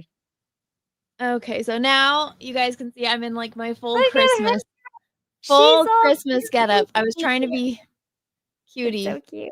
I was trying to be cute with my All sweater, you but need now I'm now is Christmas. a Christmas hat, and that's it. I can't find my Christmas hat with the Baby Yoda ears on it. I don't know where it is. No, you gotta I was find gonna it. wear it, but the only one I have that has Mickey Mouse ears, and everyone will get mad at me if I wear that one. What? Why would people get mad at you? That's cute. Everybody hates Disney now. Oh, yeah, I understand. Yeah. Anyways, I need to get an elf Because hat you or look something. like a Christmas present. It's true. She looks like she's Thanks. like a Christmas present. Nice and warm. I actually might go to the store and try to buy like another one, just so I have more than one to wear. You should. All right. I love Christmassy stuff. And then, what's up, Justin? Nice to see you over on Rumble. Happy birthday to the baby. Hoping Stargate doesn't shit the bed on you. It's gonna be great, man. I have, because of this, the way that everyone's talking about it, the showrunners that actually care. This is a terrible screen. Not to stop on, but based on everything, it's people that actually care about this and are excited about it versus what we got with Star Wars, which was, absolute like distaste and like, I don't know, malicious. The funny intent. thing is like if they don't pull through, like, and if they let Anna and I down, it's not gonna be good for them because we're gonna go nuts. Like we're gonna be like, we're rooting for you, and you let us down. It's gonna be bad. So they better come through. Russell Hall, thank you to do. Next time she leaves you on the spot, use that hat. Oh, the singing hat. That's right. I will. I have it right next to me. That's what I'll do. Goody Two Shoes, thank you for the 2. Wow, Anna's winning me back to her side. Oh, you just like Christmas. Wait, you what? You weren't? Oh, you weren't on her side because she was a Grinch. Oh, I get it. Christmas fan. What's up, David? Dialing, I think, with the $2. Anna, seriously, you should warn me about these. About this? About the EFAPs? Oh, well, we're EFAPing you. Me and Nino. So the last 3 or 4 Tuesdays, we've done a stream talking about Stargate, and it's pretty much been EFAPing your videos. We tried to get through the Michael Shanks interviews, and then we talked about the announcement video, and then now we saw this, so we're like, we were going to finish the Michael Shanks interview, but we're like, let's just EFAP this. If you want to come on, you're welcome to. You'll just be watching yourself, though. Come hang out with us. It'll be fun. Here, I'll send you the link on Twitter. No, I know it's a last minute, but if you would like to come on, you are always welcome. Let me, twatters. Come on. Is it? It is much less professional than, the way you do things. This is just StreamYard, and we just shoot the shit for a couple hours, David, but you're more than welcome. Holy Movie Star, thank you too. Get a 18,000 BTU mini split heat pump for heat and AC. Ooh. I am too cheap for that. I have one of them thermal core. Here, I'll show you. This is the heater I had. I'll make myself bigger. It worked they usually last me a year, and it works great. The button just stopped working on it, so it's got this like cord thing. Aw. That's a lame. I just think though I use it to dry my paintings faster because you could use a heat gun or a blow dryer, but then it's Mhm. gonna smell bad. I've noticed that if I just, have them as Leave like the heater. well, if I have the heater pointed at it and I have Mhm. it at a safe distance, it'll dry the paintings so much Mhm. faster since I paint in oils, Mhm. and that was like essential for this. So, It I looks just great. maybe it's because I leave it on for too long, is what I'm assuming. But new one's But coming in also tomorrow. stuff is like I feel like a lot of stuff like that kind of stuff is made to have a shelf life now. Like they don't build Yeah. things to last anymore. So it's Yeah. like you gotta it's consumer society, man. Don't dox your heater. I know, right? Borg, thank you for the do Xmas song. Grandma got run over by a reindeer. My favorite Xmas song is I don't know if Silent I've Night. heard by that Kurt. one. Which one's Grandma got run over by a reindeer? What is You've that? never one? heard Grandma got run over by a reindeer? I don't think I have. Oh my gosh, it's like the most hillbilly song ever. It's like Grandma got ran over by a reindeer. No, I Okay. haven't heard it. Now I'm going to look it up. Okay, and, hold on. like, I'm gonna get in trouble for this, but I'll cut it out. I'll edit it out. But I have to see Nina's reaction to Grandma got run over by a reindeer. Yeah, we don't play hick stuff around here. We play like, the classy stuff. Like I cannot believe you've never heard Grandma got ran over by. All right, this is the most hillbilly song ever, but you have to listen to it now. Most of it, but Oh my goodness. welcome, David. What's up? Hey. Hey, gang. What's up? Oh shoot, he kicked himself. Oh no. But yeah, there's a cartoon movie, Nina. I'm gonna have to go look at that song and play it for my husband later. Be like, we got a new Christmas song. Listen, it's a animated movie. It's called Grandma Got Ran Over by a Reindeer, but I've never met someone that didn't know what Grandma Got Ran Over by a Reindeer was. It's not a Canadian. Is this like maybe it's not a Canadian thing? I don't know. I've never heard that song before in my life. I cannot believe that. Yeah, maybe it's because it's like it might not be a Canadian thing. Is there any Canadians in the chat? Like maybe it's like not a Canadian thing. I don't know. It sounds like an American thing. It's a Christmas song. I thought it was universal. I don't know. Oh my God. Maybe this is how other people feel when I don't know very common things. I'm Canadian and I know it. Okay, well maybe it's just me then. I must have just missed it. Holy Movie Star thing with the do can get them for $650 to $800. Have one for my garage. Oh well. It's Christmas time, man. I can't be dropping that much. But okay, David said he's gonna get off his phone and try to get that on his desktop. Okay. But we won't get back to this. Steve says it's because you're just a savage foreigner. Well, I guess that mystery solved. Okay, here we go. On like 10 shows a year because you're like, your job is to produce things for those studios, but also to sell everywhere. Whereas Amazon, I'm just worried about making shows for Amazon, and all they were worried was just Stargate. So this is really all I've been doing for 18 months, which feels crazy. But creatively, it's so fulfilling. Welcome back, David. Yay, David's here. Hey guys. Hey, we're watching you. Hear you here. Hang on a second, let me get my headphones in, and I can't hear you. And I'm. Can you hear me? Yeah, we can hear you. Oh boy. Microphone settings. Technical difficulties. Camera settings. Hold on. Stereo audio.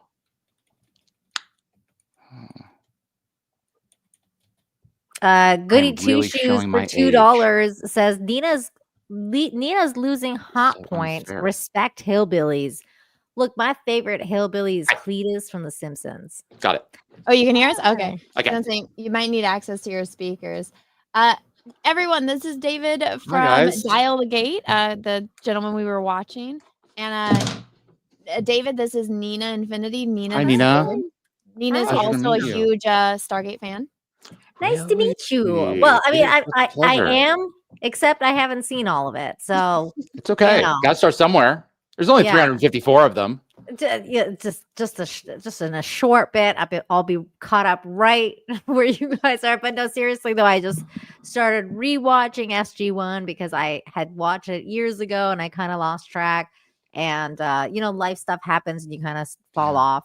And but then I met Joe, and I started doing a stream with him about a show that he used to do called Dark Matter that he created, and I love that show. So we met. Like in a happenstance, and then I found out he was the Stargate guy, and I was like, "Oh, I love Stargate." And then Joe is good people.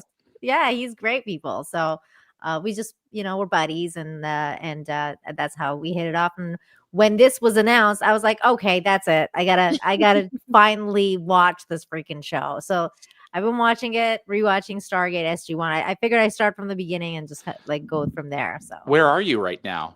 still season 1. We're climbing of SG1 or Atlantis? Of SG1. No, Okay, so you're SG1. climbing back through. Yes, like going through the whole thing, and then we're gonna go to Atlantis, and then Universe, and We meaning you and Anna?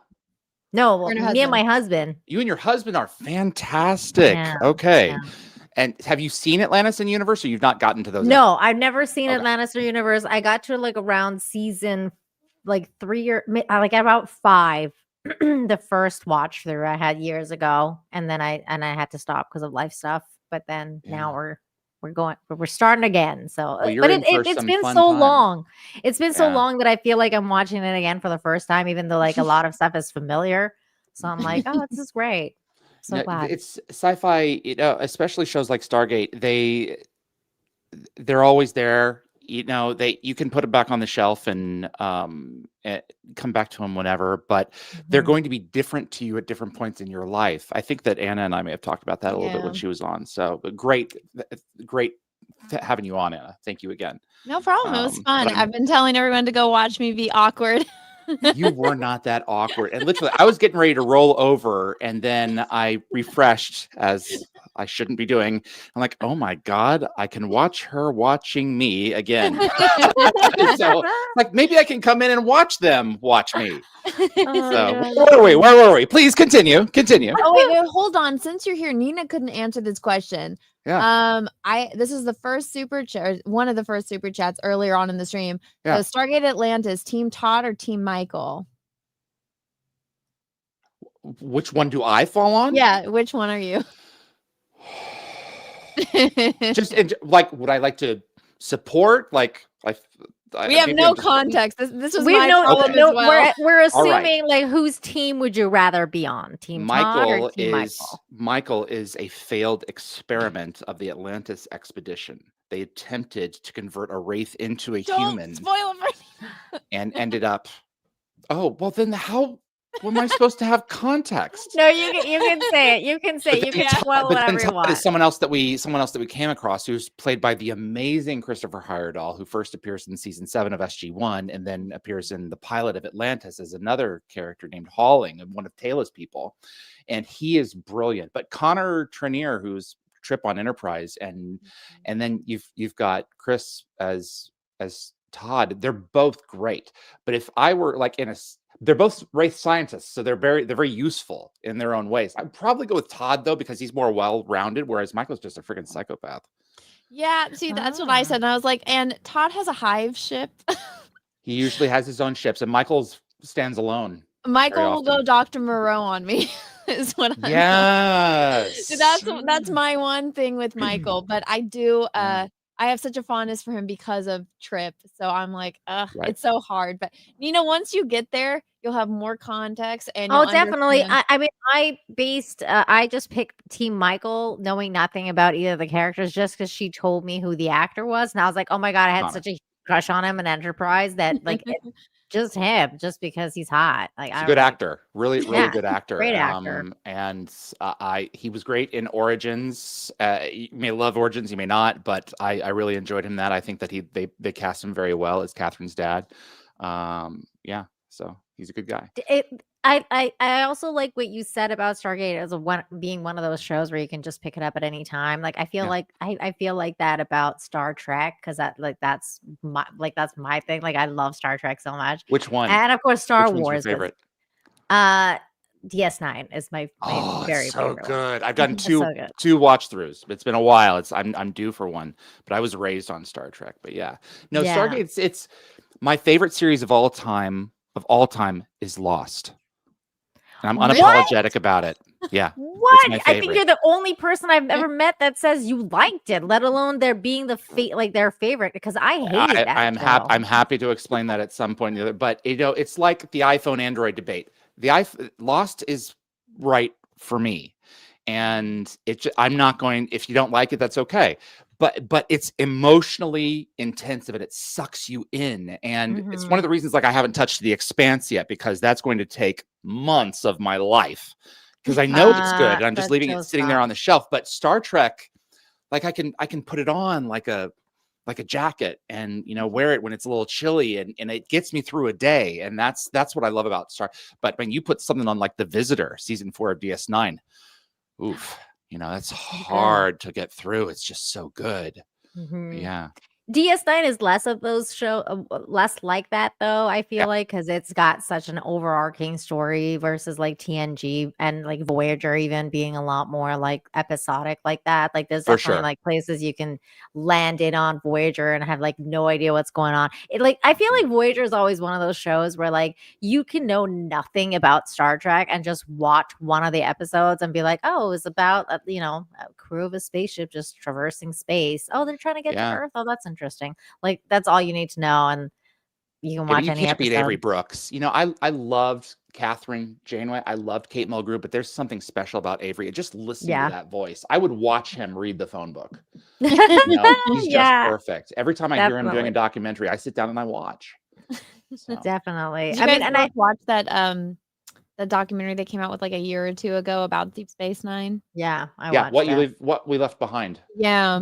I just watched it like a month or two ago. I had been putting it off, and I was like, it's so Nog centric, and I'm like, oh, R.I.P. Nog. It's been about 5-6 years now. Yeah, and that Renee Aubergenois has since passed, and it's so good that they've got those things. And Ira Bear, he did a great job during the show, and then he came back and he did this, and they all came back for him.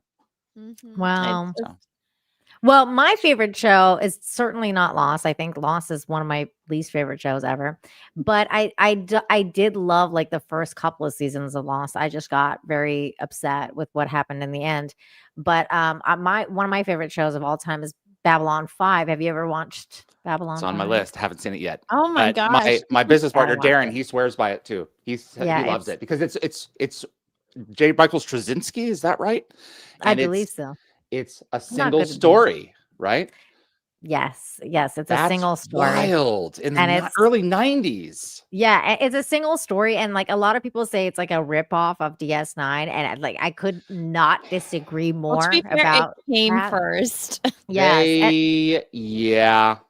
But it's one of those things though where it's like it's such a different show and it's such a different story and it's just everything, like literally everything about it is different except that it's on a space station. Like that's the only thing that's the same as DS9. But other than that's fair. But there's a little bit there's a couple of videos out there that explain it in a little bit more detail, and it's like I think it could have been actionable had they really pushed, and they're like that at a certain point I think even Majel Barrett Roddenberry was introduced as a character, and I think she was like the ambassador of goodwill or something. It was so on the nose, but it's perfect. So yeah. Oh man, good times though. Good times. Back when shows were good. Hopefully, this new Stargate one is good. I was just saying to Anna, I'm like, look, if they let me and Anna down, it's not going to be end mad. Well. Yeah, we're going to be real mad. We're mad. Them sad words, man. I don't know. I mean, yelling at Joe in DMs. We will be like, I'll be like, listen, I freaking stood up for you when everybody was like, no, you're wrong. They're going to let you down. I'm going to be like, I kept saying, I trust Joe. So you better not let me down. Better not let me down, Joe. Brad Wright has not created a TV show that I have not loved. And when Brad says this feels like Stargate, I'm taking it to the bank. All right. Well, I got in Nemo a is the one fight I was with him. telling you about that got into the fight with. Yeah, I got in a fight with him about the ending of Travelers. I was like, It what wasn't supposed to be the fuck? ending. I know, that's true. Yeah. So like, yeah, but we got into it a little bit, but then I was like, I forgive you. You still gave me an ending, which is what I appreciate, because I hate shows that don't have an ending. That's the So, thing. Yeah, it was the first act of a 3-act play. And when you look at it like just like Universe, and when you look at it like that, it's like, oh, okay. This was Yeah. not how it was supposed to. Had it been how it was supposed to have ended, he would have totally deserved that. But that's not what it was. right. So, Yeah. I agree. I kind of want to like rewatch it again just so I can. it's good. Yeah. There it is was no good. one better. I've been who telling can her put to 2 watch people in it a room. actually. You'd will. enjoy it, Anna.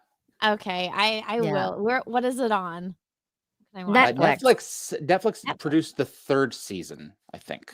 I think it's all on Netflix, but I think they've all got the it all funniest now. part for Okay. me in that show is that entire show is filmed in Vancouver. So I'm like, literally, like I'm like watching the show and being like, this is like an alternate universe where like in Vancouver this is happening, and I'm like, oh my god, like is there like dead people like downloading in people's bodies around me right now? What? But yeah, it's pretty. Yeah, when it's you were pretty crazy. supposed to have died, a soul comes in from the future and takes you over and assumes your life Mhm. because your spirit had timed out anyway in this Yeah. plane, and so they're like, "Well, Ah. you're gonna go."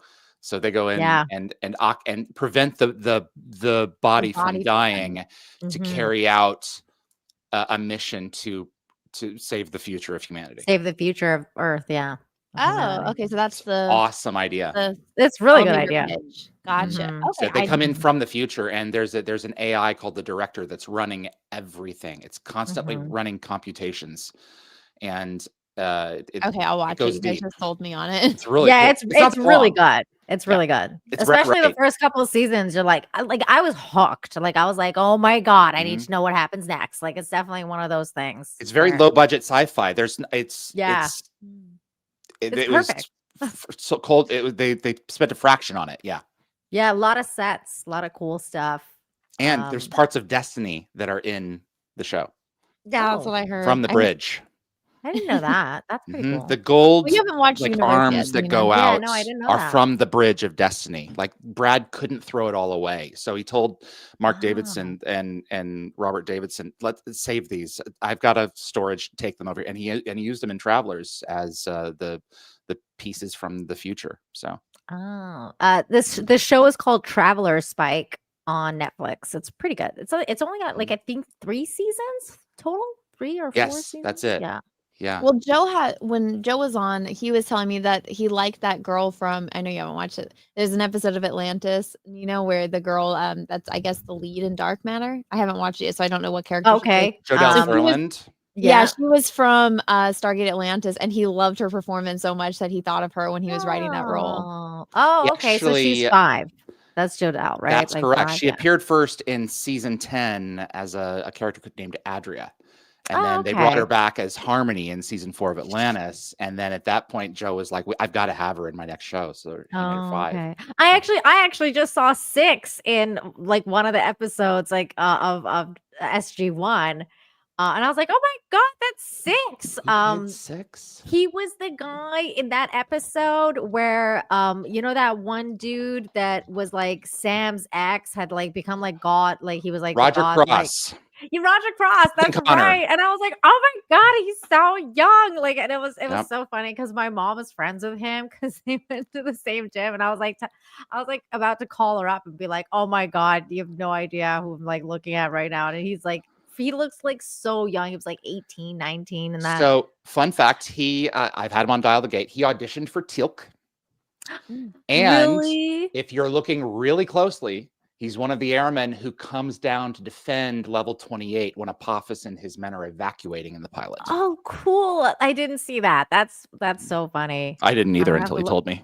That's so funny. I'm gonna have to go look at it now. I'm gonna be like, Yep. oh, let me see if I can see Roger there. Yeah, he's a good guy. Yeah, he is a good guy. He's a really nice man.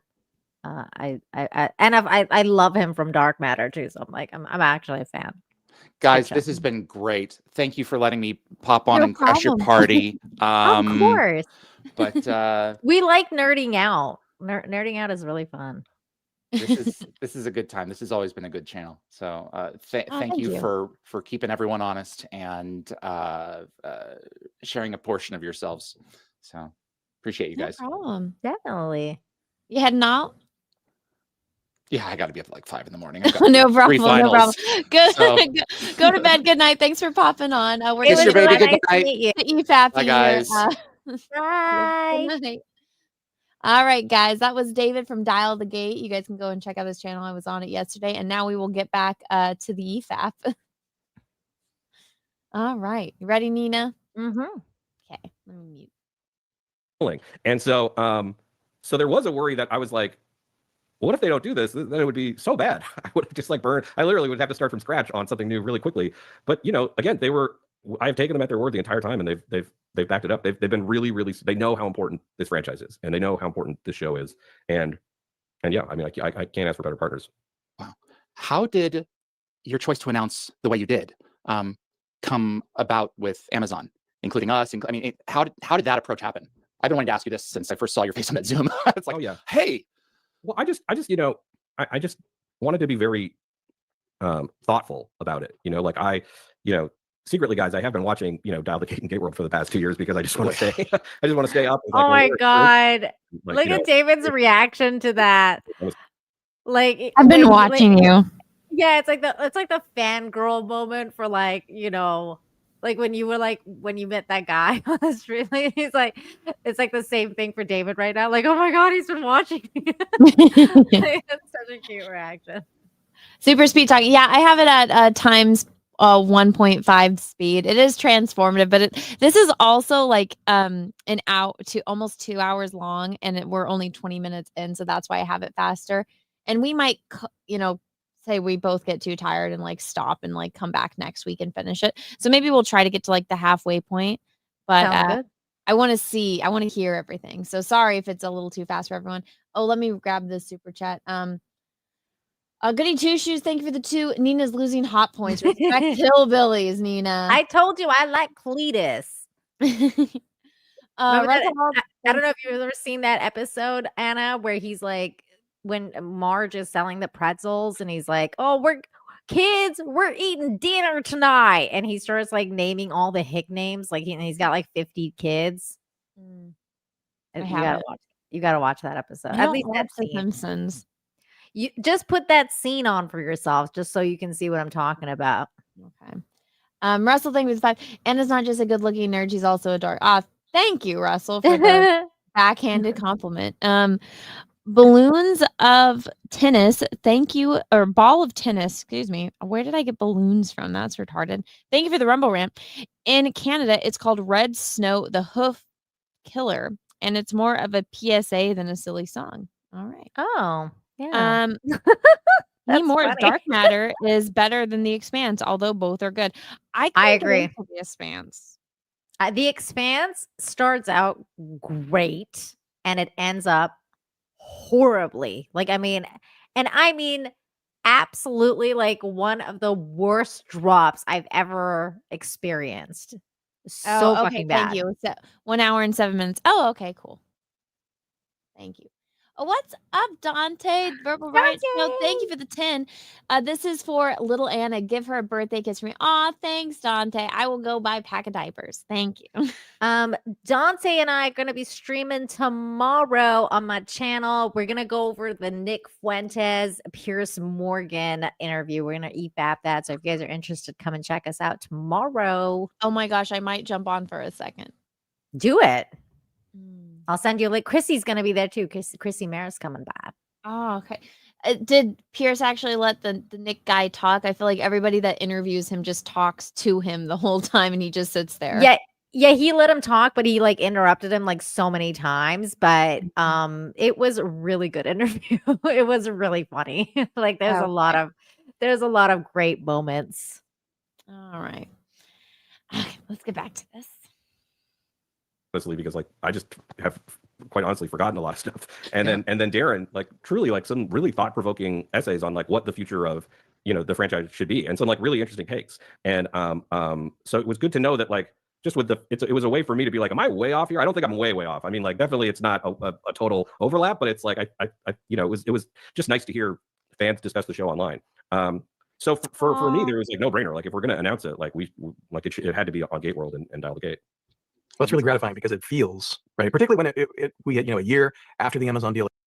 Okay, could you imagine if Star Wars or Star Trek were like, we found like the two #1 channels that love and like just dedicate their entire like existence to talking about us and just spreading the fandom, and we want to do an announcement with you guys? Like, how different that approach was for Stargate versus Star Wars and Star Trek. It's like night and day. Yep.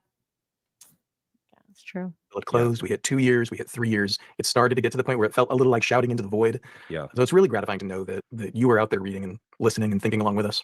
And so was Amazon. In fact, company, the terrible part about Star Trek or I think that was Star Wars. Actually, it was like Star Wars did the opposite, where like one of the guys was like making fun of Star Wars Theory for like crying. Like, they literally made fun of the fans instead of like being excited with the fans. It's like, the one episode that everybody was like, oh my gosh, because they brought Luke Skywalker back in that episode of The Mandalorian. And I cried, Star Wars Theory cried, and then Pablo Hidalgo made fun of Star Wars Theory for it. And that guy. like, because you alienated over half your audience, and then people are like coming back around. Like, I was just happy R2D2 was turned on. They turned off R2D2 and put him in the corner. Like, nobody puts baby in the corner. And I got to see R2D2 alive and well interacting with Baby Yoda. That lost me. I was like, oh, it was so sweet. I had already lost faith in Star Wars, so I didn't watch it, but I watched your reaction to it, and I was like, oh, poor Anna, like, it's so cute and so sweet. I actually watched your reaction live to that. But I remember like when that whole thing went down, and it was disgusting. It was actually disgusting to hear a creator make fun of the fans for loving something to that much. Like, it's something that meant to somebody that much, and for them to like throw shade on that, I thought was like so disgusting. And like, so again, just to see the difference here where these guys are respecting the fans so much, it really does hit differently. Audio person should be fired. Is it my audio? Because for whatever reason, I never it's doing the thing where it's echoing, so I apologize. I keep muting myself when I play this, but if I miss a beat, I'm sorry. So hopefully I can fix it. Let me mute now. And so like it's like it's taken this long because we wanted to be purposeful and thoughtful, and we're only gonna get one chance at this. You know, like, and I've said at the beginning, like, I'm not thinking of like, here's the 11 shows I want to do. It's really just about like, I need to make a great season of television. And if that season of television is a success. Oh my God. Okay. Pause it. I already love this dude because I'm so sick and tired of these people that are making like, oh, even like when they're making movies, it's like, oh, we got to make a franchise, guys. We got to plan out the whole fucking 3, 4, fucking whatever, 6 movies. And make sure like whatever the fuck's going on is going to be like for this many movies. It's like, why don't you make one? Make a banger. Make one fucking movie that's good or whatever it is that's good. And then we'll see if you deserve to get another fucking season or 2 or 3 movies or whatever it is. But it's like, we can't even get that one banger anymore. And see, this guy's talking my language right now. He's going, we're going to make one season. I got to focus on this one story, see if we can get it right, and then go from there. Thank you, sir. Thank you, because that's what we need. We need people to focus on this one thing and get it right. Thank you for the rant. Exactly. Also, I think I know what this person was talking about with the audio. Yeah, so The Expanse, at least for me, it was so quiet, and that's probably why it took me out of it. I had to turn my volume all the way up on my TV. So I don't know if it was just my issue or if it was other people's issue, but that's the only other thing I could think about. And you made me think about it the chat did by talking about The Expanse. Okay. Yeah, I don't know. I don't remember that. I just remember loving like the first couple seasons, and then it just kept going downhill. Literally the last like 2 seasons was just so horrible. So horrible. They fucking dropped that ball really hard. And then it became woke, Anna. And they literally killed off one of the main characters because of a Me Too allegation. That I don't even know where that Me Too allegation went, you guys. You guys even know what happened? Because as far as I know, nothing happened to that guy. Meaning I don't think he did it. As far as I know. Maybe that, but they fired his ass, and he was one of the main characters that everybody loved. I was a fan favorite guy, and they just killed him based on accusations. It was crazy. Crazy people. It's there's obviously this is a show that has proven it can support multiple shows, and so but right now the focus is uniformly on let's just make an incredible season of television, and then let hopefully the success of that dictate the roadmap in the future. Let's do that. Let's get down to brass tacks. How long does a production like this take? So can you set expectations for us? I mean, if we're being real here. Yeah, I mean, I just in a general sense, I think we're starting the writers' room on the other side of the year, and so sorry, it disconnected me again. Welcome back. Give or take, might be a little shorter, might be a little longer. Hopefully, it's not longer. But yeah, so that's just to set everybody's expectations. We're in for it's going to be a minute. That we wanted to announce early because we didn't want it to leak. We wanted to have it be controlled and be able to have because it had been 20 excuse me live stream 20 or 30 people inside the company that had known about it, and to make a show you have to hire 400 people. Right. And so that circle was going to start opening up as it did in the last few weeks pretty broadly, and we wanted the fans to hear from us and not from a leak. Well, it makes a lot of sense. Yeah, that's gonna. I imagine that most of that is post production. I would think at least. Yeah, it's pretty even. It's pretty even between how long it takes to shoot and then again, I think Brad alluded to in that video. We have resources that we we haven't had before, and so we're talking to some of the biggest visual effects houses in the world, historically amazing. And but that work takes time. It's not. It's a gift to not have to turn around a shot in 3 weeks, to have in some cases a year to build out a sequence. That's more or less what you guys were working with on the original shows, right? You had Rainmaker and other external vendors, and then you had Mark Savella building the internal team for visual effects. Internal team, yeah. But you guys were rolling through, right? When you're doing 20 episodes a year, you're rolling through. You got 40. to decide 40 for 3 years. Yeah. But you got to decide, okay, how many shots can we afford? How many shots can I fit in my episode? How long can they be? And then work with those guys to turn them around on this constantly rolling basis. Where what's the latest you ever delivered an episode to the network? Oh, I mean, hours before. I mean, a day before. It is. And also something that is different with all of these major platforms is, the show goes live day and date across the world, and they need a certain amount of time also to do what's called localizing, which is that they, I think they train. Could you imagine finishing your show just barely and then turning it an hour before it needs to? Oh my god, yeah, that's Really crazy. need it. That is pretty crazy. That's Let me 11 grab hours. a couple of these real quickly. Goody Two Shoes, thank you for the super chat. Just heard a rumor I made in Cecil's chat that Nina has a flying carpet. If so, she's a 10 out of 10. Enough said. Oh my god, I wish I had a flying carpet. I did go as Jasmine 2 Halloweens ago, so check out those pictures on Instagram if you follow me on there. And the link for all of Nina's socials are down below in the description, so you guys can go check out her Insta. Rock and Rolla 88, member for 1 month. Thank you, daughter. B-Day today. Name is Brielle. Love Star Wars. Well, happy birthday, Brielle. Happy birthday. Happy birthday from all of us to you. We wish it was our birthday to the party too. Woo! Congratulations. Brielle is a very pretty name. Let's see. Translated into 30 plus languages, which is incredible for all of those audiences. But that takes a certain amount of time. So once we're finished the show, before it can air, they have to go through this localizing so that all of the countries and what do they say? 240 countries and territories. 240 countries and territories. Yeah. At the same time. So that just the back end of that is really, really impressive. One of the things about modern television that is frustrating for me, Martin, and you may be able to speak to this, you may not, is that 2 and 3 years between seasons. Is there a snowball's chance in hell that if the first season is successful early on while it's airing, that you could is there any chance that we'll get if it's really successful, another season about a year later, or is it 2-3 years now? And that's just the way it is. I mean, I don't want to listen. If we are so lucky, I think that is you're not the only one that feels that way. I think everyone in the entertainment industry, from the top Okay. Yep. See, this is one of the things that I loved about like a Lord of the Rings, where they just filmed it all at once, and they're like, we're just doing it. We're just filming it. Like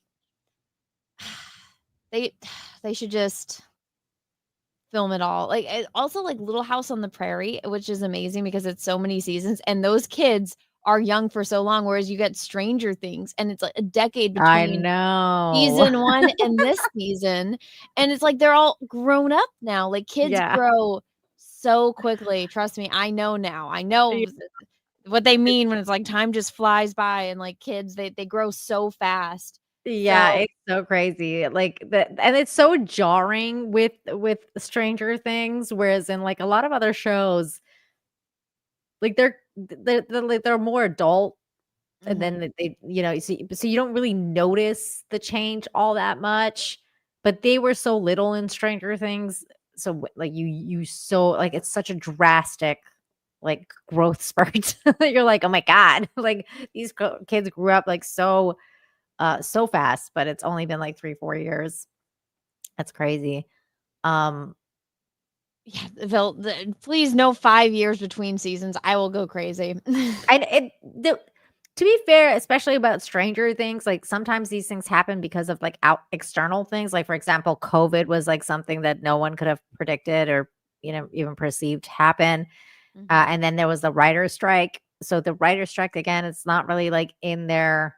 It's not they can't control that. Get everything done. Yeah, I mean, definitely film your season and then see where you're gonna go. But see, in this case, I don't know if I agree, Anna, because I'm like, I want them to do like, I want them to do step by step. Like, let's see where it goes. So you can't, unless you're writing an overarching story and you have the time. Like you're like, I'm writing for 5 seasons. See, this kind of happened to Dark. Like in Dark, not Dark Matter, but Dark on Netflix actually, which is a German sci-fi, and it was a really good one. But so they actually originally had planned it out for 5 seasons, so they kind of wanted to go in a different direction with it, but then they ended up getting only 3 because they didn't get it renewed for the last 2. So they kind of had to rush the 3rd season, and their ending became rushed, and it became what it became because originally they had planned it out for 5 seasons. So in that sense, like you kind of got to plan your show to a certain extent to know like where you want to go with it. Like let's say like these guys would be like, okay, we're gonna have season 1, this is our season 1, and then if we get a season 2 and 3, this is where we're potentially going to be heading, so that they can have a kind of an idea of where they're gonna go, but not necessarily like filming everything out. Yeah, it was just I feel like there's a good middle ground to having everything planned out versus, leaving room to, grow and for things to change. But agree. Me and my husband just like binge watch all of Dexter, and then like the Dexter sequel and the sequel to the sequel. And so one of the things that kind of like with the original Dexter show, it's like each season is its own story with its own like villain and like shit that Dexter's got to do. And then the next season, it's a new villain, and it goes out throughout the entire season. So it's like you can actually skip a season if you just don't like it, and right. That but makes sense. It's like I like it, but then also I don't, because then this last season of Dexter, or the first season of Dexter Resurrection, they have this setup where it's like Tyrion Lannister is a billionaire and he's like obsessed with serial killers, and so and Dexter kills serial killers. So Dexter kills the serial killer and finds the invitation to the dinner, and so Dexter goes to this dinner and he meets all these serial killers, and I'm just like, oh, this could be a setup for multiple seasons, and he could like spend a season hunting each of them. But instead it's like there's one guy that like is called the Gemini Killer, and he's like the number 1 on the FBI's most wanted list, and Dexter kills him no problem. I'm guessing they're basing that on like the Zodiac Killer, and they're calling it the Gemini Killer. They mentioned the Zodiac. Well, so this guy, he kills in pairs, and he like sits them side by side and has them like holding hands, so that's why he's called the Gemini Killer. Okay, I never seen Dexter. I don't know. Okay, well, so Dexter kills serial killers. Like he's a sociopath. He was raised by a cop that realized he was a sociopath and taught him a code to only kill bad guys. Like if you're gonna kill no matter what, like because it's in you, like you have this thing inside of you, and he's like, but I want you to do the right thing. So Dexter has this internal code where he's like, he doesn't kill innocent people. He only kills bad guys. Okay. And so Dexter is in the end of the show, he made everybody think that he died. And so he like drove his boat into a hurricane basically and like just faked his death. And then the second show is about his son finding him and like him thinking that his son might be a psychopath too and like teaching his son how to kill. And in the end of that show, everybody thought he died. So that's why this show is called Dexter Resurrection. So he didn't die. And he's now trying to find his son in New York City. But when he gets there, he gets like a lift. And like the guy that is his like Lyft driver is telling him about how there's this guy out there murdering Lyft drivers. Oh, okay. And so Dexter, he finds that guy, he kills him, and then he goes and like, because he has to find a room to kill them. So he's in this guy's apartment and then he finds the invitation. And so he meets all these serial killers. And his whole thing is that he's like assessing them and how he's going to kill them. Because their whole thing is Tyrion Lannister is obsessed with serial killers and they have to show him like behind the scenes stuff of how they kill people. And so it's like perfect for Dexter because he's like, oh, I can find it's easy access for me to like kill all these people. So that's interesting. But the way that it's set up, it's like, oh my gosh, like they could drag this out for like 3 or 4 seasons of him like, doing this, but instead he kills them all in like the one season. Like each episode is how he kills each one. And I was like, oh yeah, one killer did get away. And you remember Modern Family, the fat gay guy? Yeah. Okay, he's one of the killers and he's just like a dad. And he's like, oh yeah, me and my wife. He's got like the I Heart New York t-shirt and he's like such a like, you would not expect him to be a serial killer, which is the funny thing, but he does get away. Oh my God, that's funny. I actually love that show, Modern Family. I've only seen like a handful of episodes, but the ones that I did see were funny. But so in this show, it's the same like creator as Frasier. It's the same guy that made it. Oh, really? I didn't know that. Yeah, it's really good. That's why it's really good because it's like by the same guy that made Frasier.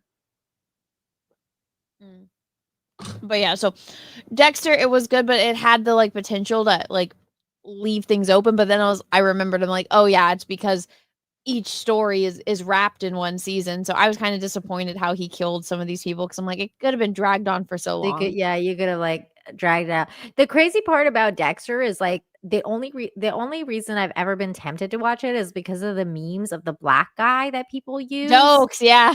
I'm always like, why does this black guy look so intense and funny? So like, I just want to watch this show. Well, you know what annoys me about Dokes is he's had a nose job and it drove me crazy the whole time. And then I Googled like him before he had a nose job and I'm like, he just made his nose worse. Oh no, I don't know what he looks like before or after. But yeah, so Dokes, he's a detective and he is like, Dexter always mentions he's like, it kind of is alarming that I work with detectives every day and they're all the people that are supposed to catch murders and only one of them is suspicious of me. Yeah, it's always like there's like always gifts. He's like they're zooming into his eyes, like he's just like I'm just like, oh, I kind of want to watch this. It's good. So Dokes, that whole arc, it comes to a close. I can't remember which season. It's one of the earlier seasons. I feel like it's season 1, but I could be wrong. But yeah, no, Dokes is a nemesis of Dexter because he's never likes Dexter. But yeah, Dokes, especially now with everything going on, like the suspicious memes of him. It's like, yeah, Dokes' whole thing is like, I know this dude's like crazy. I just can't prove it yet. Right. Yeah. Season 2, yeah, it's really like early that. on. I like that a lot, actually. Let's get back to this because we're totally off topic. Top down wants to squeeze, the time between seasons because just as a viewer, we're all viewers. We love television. That's why we make television, and so everyone has that ache and pain. And so yeah, I mean, we'll certainly endeavor to do everything we can to get those times between seasons down. But again, I'm just focused on making one great season now. Obviously, it's not a limited series. We want it to be a bunch, but it's like my main concern right now is just making 10 episodes that everyone's going to want a second season for. Yeah. Darren? I lost my notes. Darren, You're like, where are we going from here? Image for your show in mind. You know what? You know what it looks like? That's awesome. That's cool. It may change as things do. Sure. There's a cool motif that goes I to feel the, like- the opening episode of the show that I think. You're never gonna know like where it's gonna go, you know? Like sometimes you have a plan and it's like that saying, you know, you make plans and God laughs. That is true. It's pretty fun. Cool. Okay, I got it. Martin, you've been away from this world for so long. We want to talk about your Stargate. Thank you, Top Cat, for the £2. It says hi, Nina. Hi, David Morris. That's David Morris. I don't know why like YouTube does this weird thing now where it gives people's other names, but hi, David Morris. It's their good to see at you. versus their like names. I know it's annoying. I hate it. I hate it. Stargate career. We want to talk about the stuff that you did after Stargate. Sure. But the question is, having this gap since the last time you wrote a Stargate episode, was a fresh idea more elusive than creating something from scratch? David, this is your question. It's worded awkwardly. I apologize. You had time to look at I get what you're saying. It was it was just so fun to return to the tone of the show, you know, and it's one that is obviously, if you've seen anything I've done, has like followed me a little bit, you know. Obviously I love high stakes big shows, but like there's always a sense of humor and fun, you know, that I think, you know, I innately have, but I like definitely refined on Stargate. It was a great place to learn how to make TV. You know, just the volume alone is just baffling to me. To be a part of 150 plus episodes of television before you're 30 is like what a gift. So it's ingrained in me pretty strong. And so when I came back to it, it was great because like I hope that I've grown as a person and I've grown as a storyteller, I've grown as a showrunner, and so the ambition of this show is twofold. It's a bigger, grander story certainly than we've been able to do, but also like emotionally is a bigger thing. I don't know. I can't talk about it. I can't really, even just as I was like forming. Shut up. It's sure. Yeah. That's funny. You came up. That's so funny. He's like trying not to give away like the stuff, and he's like, I gotta shut up. That's funny. You said you started when you were 25 years old. You came up working in somebody else's world, right? Working in somebody else's universe. Yeah. And now not only do you get to take the reins of that universe, but you've got Brad and Joe along for the ride. So can you speak further to that dynamic of sort of now you're the grown up and they're living in your basement? Well, they're definitely not living in my basement. They have very nice houses. They're both very successful television writers. Metaphorically. But yeah, no, and I don't even really see that way. Like that you are right, Darren, is that I think part of the concern with me is like, how do I make this my own? Like, how do I make this, you know, show that is, but I think again, what I was excited about was just like how much the overlap between Stargate and me was. But, you know, I think like, you know, to have Brad there, Brad is specifically like Joe technically was my boss, but I do feel like we were contemporaries, you know, first, you know, at a certain point. Or the older brother. Yeah, exactly.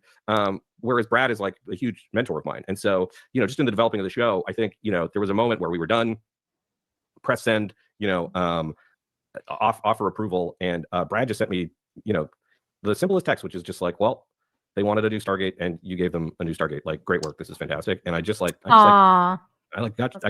you know, like Isn't that exciting? That's so cute. That's awesome. I really like how down to earth this guy is. He's like, he sounds very down to earth, and like he doesn't seem like he's conceited, and like I like how he's saying Brad is like a mentor of his. I mean, Brad is a lot older. He's been around for a lot longer. Keyword here is like the respect and care, which is all Yeah. I'm getting from everything that's come out about Stargate, which is the exact polar opposite of Star Wars. Exactly. And Star Trek. Yep. it meant so much that he that I had not let him down, that I had been able to do something that felt new and exciting, but that he was also proud of, you know, and excited to be a part of if we were so lucky to make this thing. And so now the fact that we all kind of like get to do this again is like such a rare honor. And It is so crazy rare. No one goes it alone. No, never. Especially in TV. I mean, TV is like truly, you know, a couple thousand people are going to work on this season. Like it's like everybody puts a lot of hands go on it before it makes it to you, and they always make it better. They very rarely make it worse. Yeah. When you look back on your Stargate work, I'm curious if there's a particular episode that, like, if someone said, Martin, I want you to show me your favorite episode from Atlantis that you did. Which one would you pop into the? It's probably McKay and Mrs. Miller. Yeah, I mean, for one, it's just a really banging episode of TV, I think. But two, it also is the eyes in character isn't aware of the Stargate program. So if you've never seen Stargate, it's a great way to like get into the show because they have to explain to Jeannie Miller like, well, this is the Stargate program. This is what we do, and kind of the whole awe that. That's kind of cool. The context here, Nina, is so Rodney is like their main scientist in Atlantis, and his sister was also a scientist and mathematician, and he's disappointed in her because she got pregnant and like stopped pursuing her career so she could be a mom. And the guy was like a liberal arts major, so he was just like, you threw away your life for some liberal arts major, and like you had a kid. And so he's disappointed in her, but she wrote some scientific paper that is a very math-based, well, science, but math-based, and it like solves one of like their biggest problems. And they're like, we need your sister to help us because this is absolutely essential.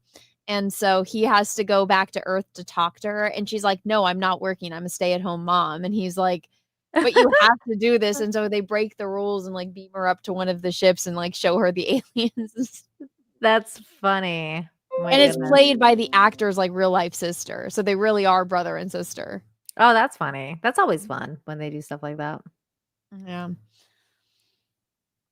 It's like when we were talking about Stranger Things earlier. It's like the Russos. Oh, whoa. Oh my God. This one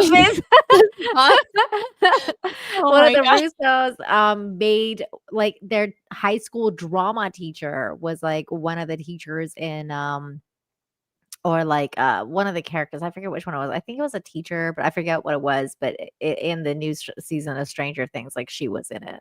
I thought that was really cool.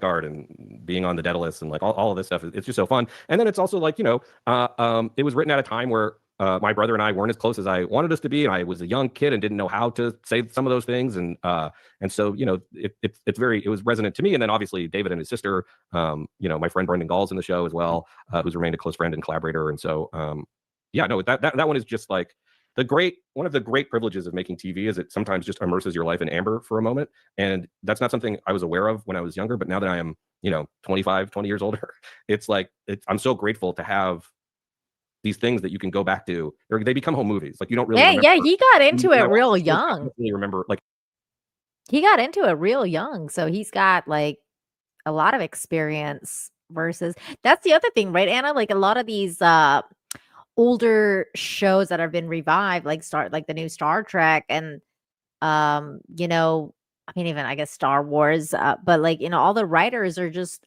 people from like with barely any experience, like writers room or like, you know, showrunners and people who don't really have that experience. And this guy's had such a lot of experience from like a very young age. So that's well, I also think it's good because he's grown up since he last wrote Stargate, and so now he's coming back to it with all of that, all the life lessons that he's learned since a lot more perspective. Yeah, that I mean, that's gonna give you like a lot of like a better, more mature perspective. You know, you're gonna see things a lot more differently than. I mean, we do that now, like that. That's why it's so interesting because I mean, I remember I watched Stargate, like, you know, when I watched it when I was much younger, even though I don't remember much, but this happens to us all. Like when you rewatch something and then you see it in a totally different way in different ages that you are. Like, I mean, that's happened to me like so many times. Like even when I told you about It's a Wonderful Life, like I saw it in a totally different way than I had the many times I had watched it when I was going through this like incredible, you know, bad news and this thing that was happening to me helped me channel that. And like, I saw it in a totally different way. And so like, I think that's going to be an interesting perspective for him, but it's really cool because he was so young and now he's got so much experience under his belt. I think again, that's another good sign for this show. I agree.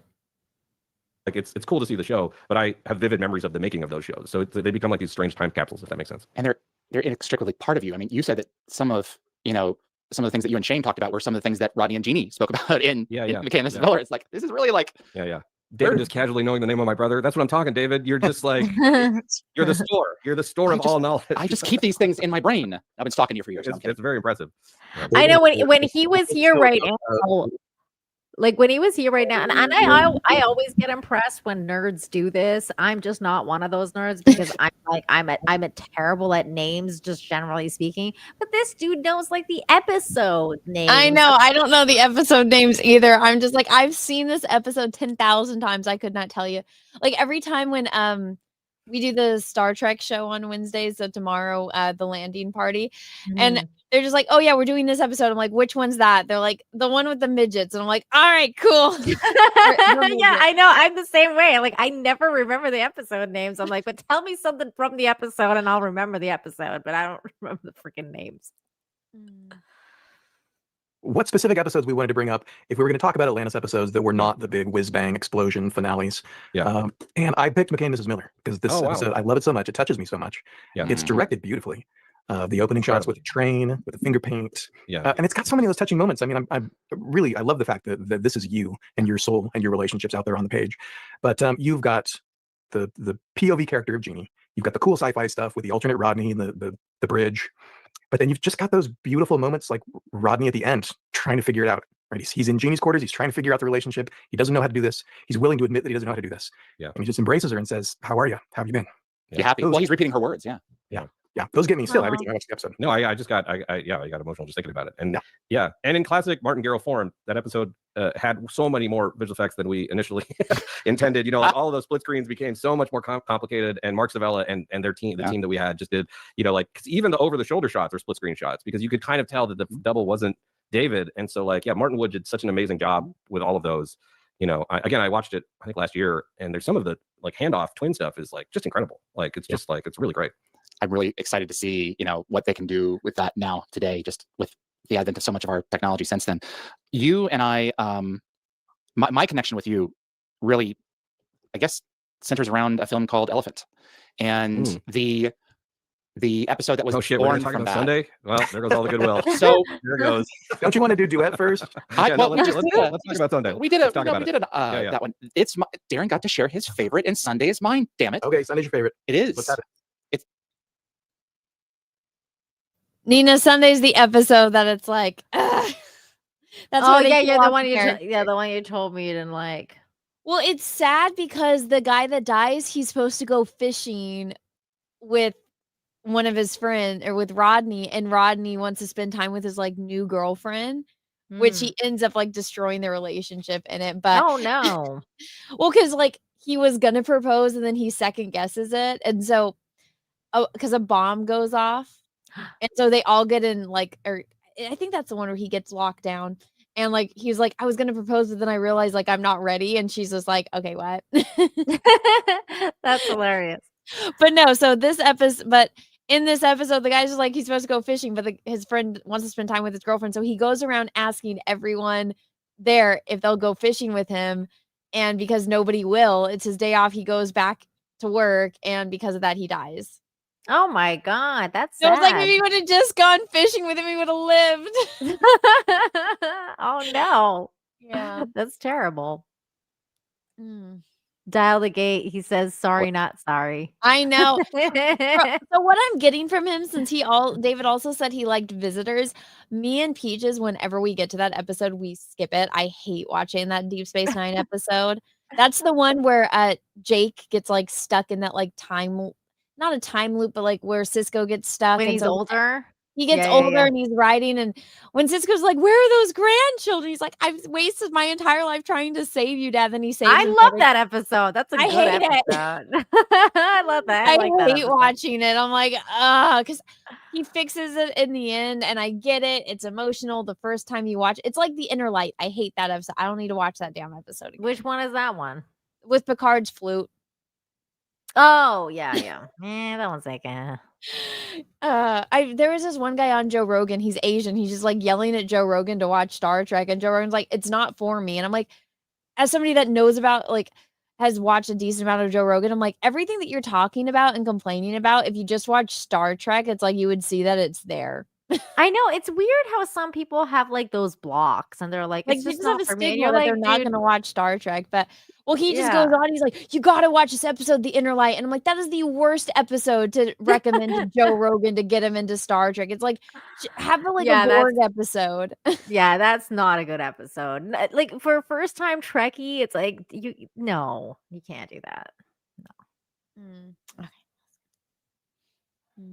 Well, it is. I mean, there is no. I would challenge anyone to come up with a greater ending than that pan back on Atlantis. Away from David. I love that episode for what it was, but I also love it because we talked about that thing for a year before you shot it. Like you were trying to. You were like, I have this idea for a day off episode, but nothing happens on a day off. Like, what do you do? I remember this. Yeah, we were in your office, and you said, "I want to do an episode basically about nothing, right? Just a day off." Yeah. And what's the action be? There isn't one, and they wouldn't go for it. But the structure probably rightfully didn't go for it. But that was the joy. I mean, like again, like the privilege of 40 episodes a year is on a show that had already done 100. You were supposed to be sleeping. No, I get the sacrifice. I don't need to watch Bambi's mom die. I watched it once, I'm done. I don't need to watch Old Yeller again. I watched it, I'm done. You know what's funny is like you know what's funny is like my husband feels like that about that episode of DS9 where it's actually one of the, I forget what it's called, but it's the one where they go into the past or whatever, and like it turns out that like Cisco's the crazy guy that's like losing his mind. He's like writing the thing on the wall. Like, turns out he like at first they go back in time, and then like it's like what's it called? It's like they're all racist against him because he's black, and he's like writing the story. Oh yeah, no, I don't like that episode either. Yeah, he like hates that episode. He's like, every time we like get to that, he's like, we gotta skip I don't this. mind the story. I hate seeing them all as humans. It bothers me. Oh no, he hates the story because he's like, oh my god, like I don't care about this at all. Like, I guess it's because it's actually one of those episodes that really doesn't matter in the overarching story. Yeah, the riots. It's like nobody cares.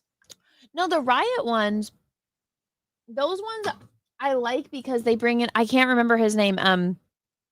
Howard, because he's been in every single Star Trek because he was a little kid in the originals. So I cannot remember his name. It's Rob Howard's brother. Gosh, chat, what is his name? Oh my god, I'm blanking on his name. Yeah, the one with the riots was a two-parted. Yeah, that's like a Dutch season finale. Yeah, I like it because it's funny how like the guys get stuck in the ghetto and Dax is like, yeah, that part is funny. Yeah, Clint Howard, thank you. Oh my gosh. I don't even know who that. Okay, let me look it up. Clint Howard, he's in every single Star Trek. He was the little kid alien in the Corporate maneuver. Yeah, I love him. He like barely remembers that, but I'm like, that's so cool to like have that like. My favorite role of him ever, though, is this character called Creepy Rodney, and My Name is Earl, and it's like the funniest shit. And he stabs people and shit. It's pretty funny. But yeah, you need to give them more idea of sacrifice. I do. It's just we have different. Oh, see, you might not like Babylon 5 now that I'm thinking about it. I'm not gonna tell you shit. I have one. I remember watching it. I have action figures from Babylon 5. It's one of those things that when I'll rewatch it, it'll all come back to me. But I guess different episodes hit me differently.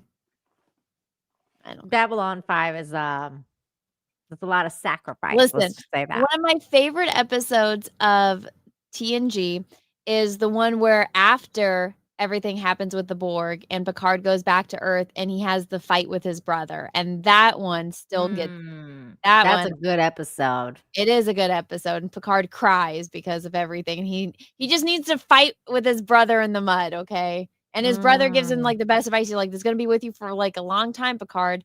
You either deal with it here or up in the stars. And it's like, yep. Yeah. That was a good fucking episode. It is. I like that episode a lot.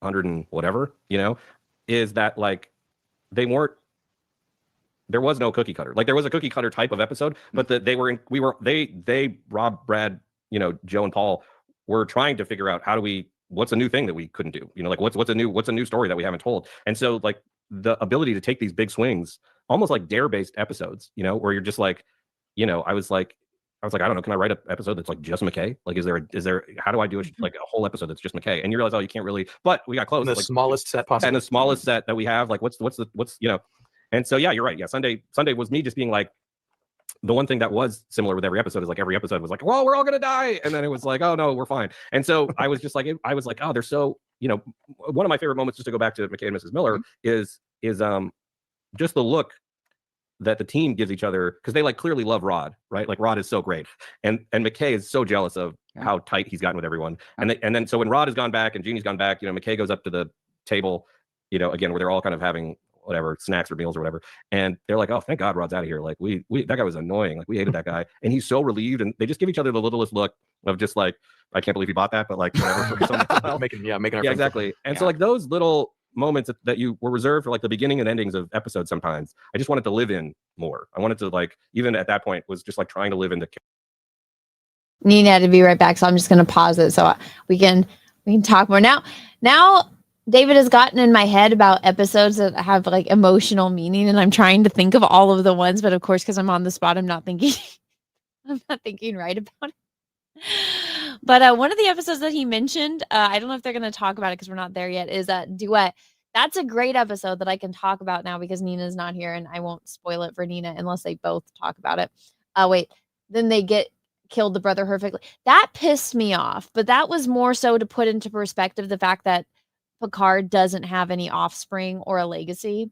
And yeah, and killing off Robert and Renee the way that they did is just, I have a really hard time believing that in the 24th century that they don't have better fire like fire alarm systems or like fire safety systems in especially on Earth. Like, oh yeah, they just burned alive. It's like, okay, yeah, sure. Like, I really believe that. Now, if it was like a shuttle accident or a transporter accident, I could believe that. But really, so dumb. It's so dumb. Let's see. Let's see. What was I talking about before? I don't remember. I want to keep watching this, but Nina's not here. I guess, let's see. What is the chat saying? Family is a great TNG episode. Is that one called Family? At least now I know. Let's see. Like, I know Robert wouldn't let them have replicators, but I'm pretty sure he would be fine with some like fire safety precautions, you know, especially when like that's his livelihood, is taking care of the vineyard. Was a transporter accident.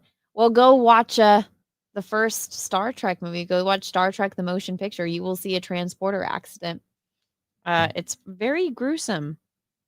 It's when things don't go right. Okay, let's see.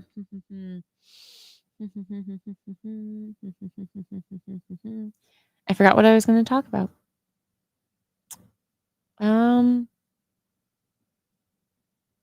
Let's see.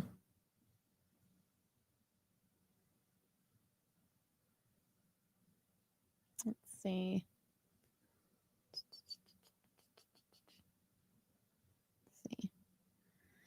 What was it? No, Nina had to go check on her cat. Nina's cat has cancer, and so she has to give it medication. So Nina had to go do that. So we will get back to it once Nina is done taking care of her kitty. Let's see. That came out wrong. Wendy H10, thank you for becoming a new member. Thank you very much.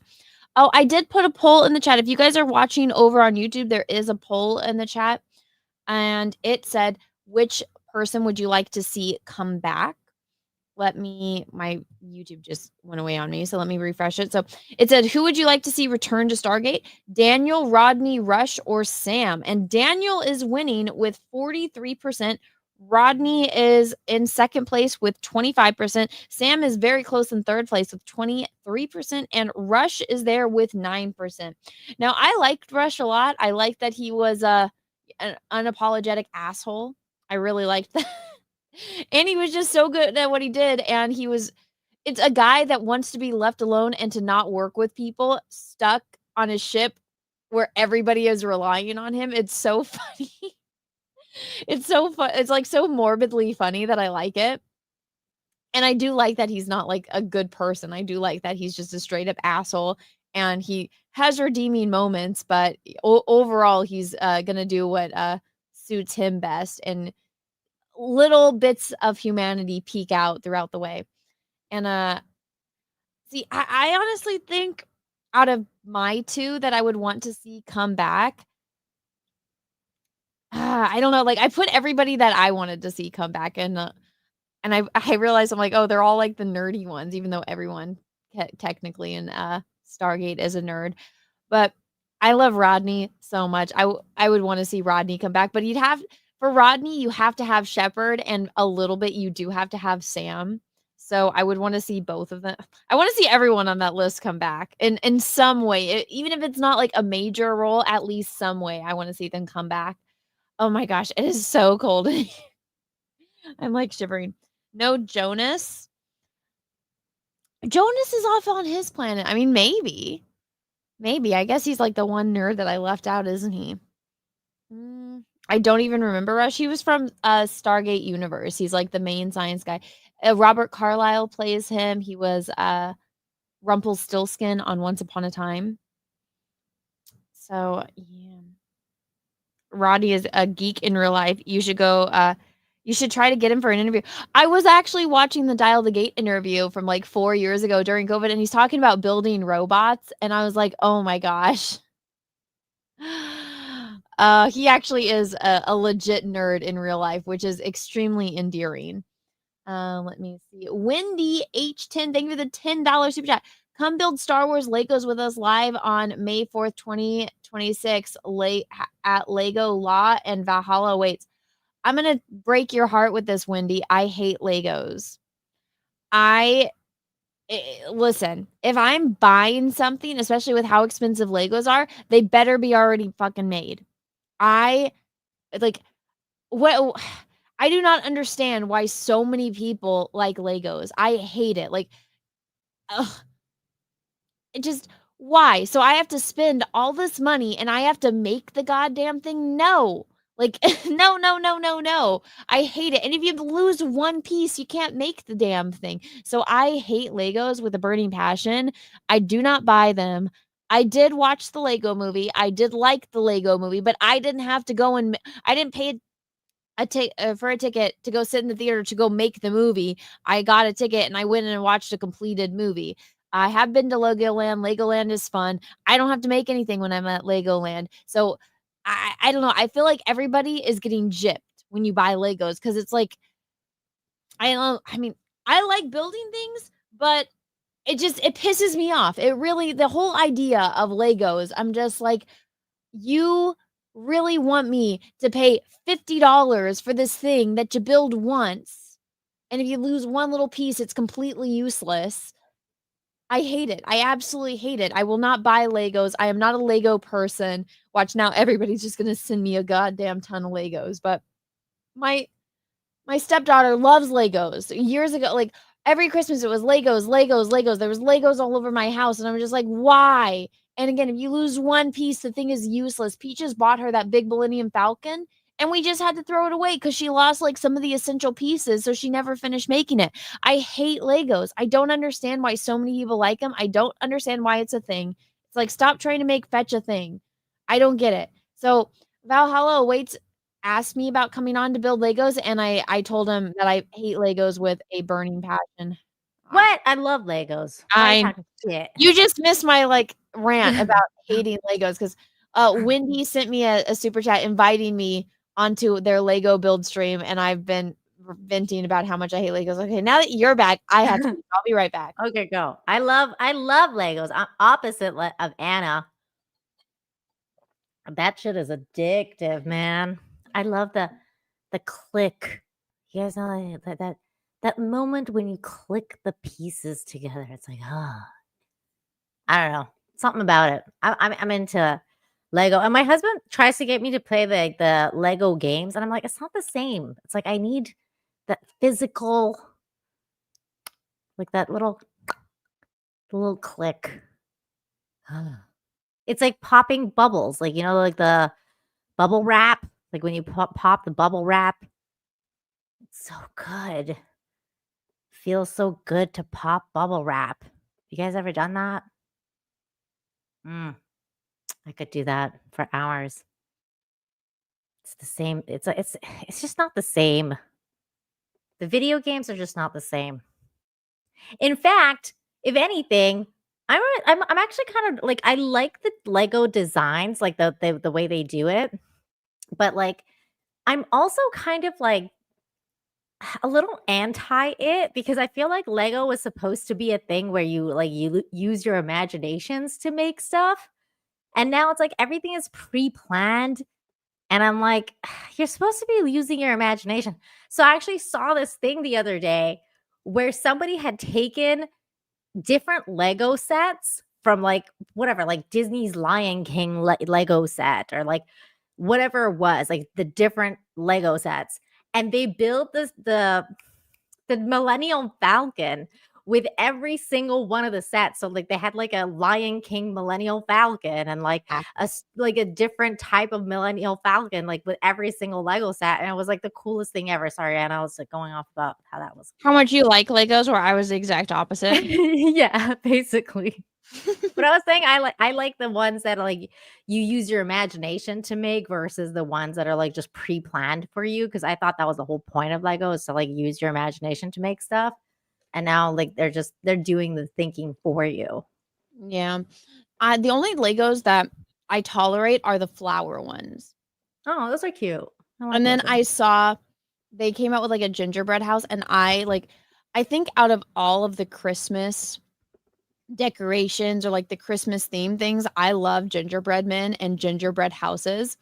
And so like decorating a gingerbread house, I think is my favorite like Christmas thing to do. Like I don't care as much about all the other things. It's like snowman. I hate the snow. I hate the cold. I like my gingerbread men.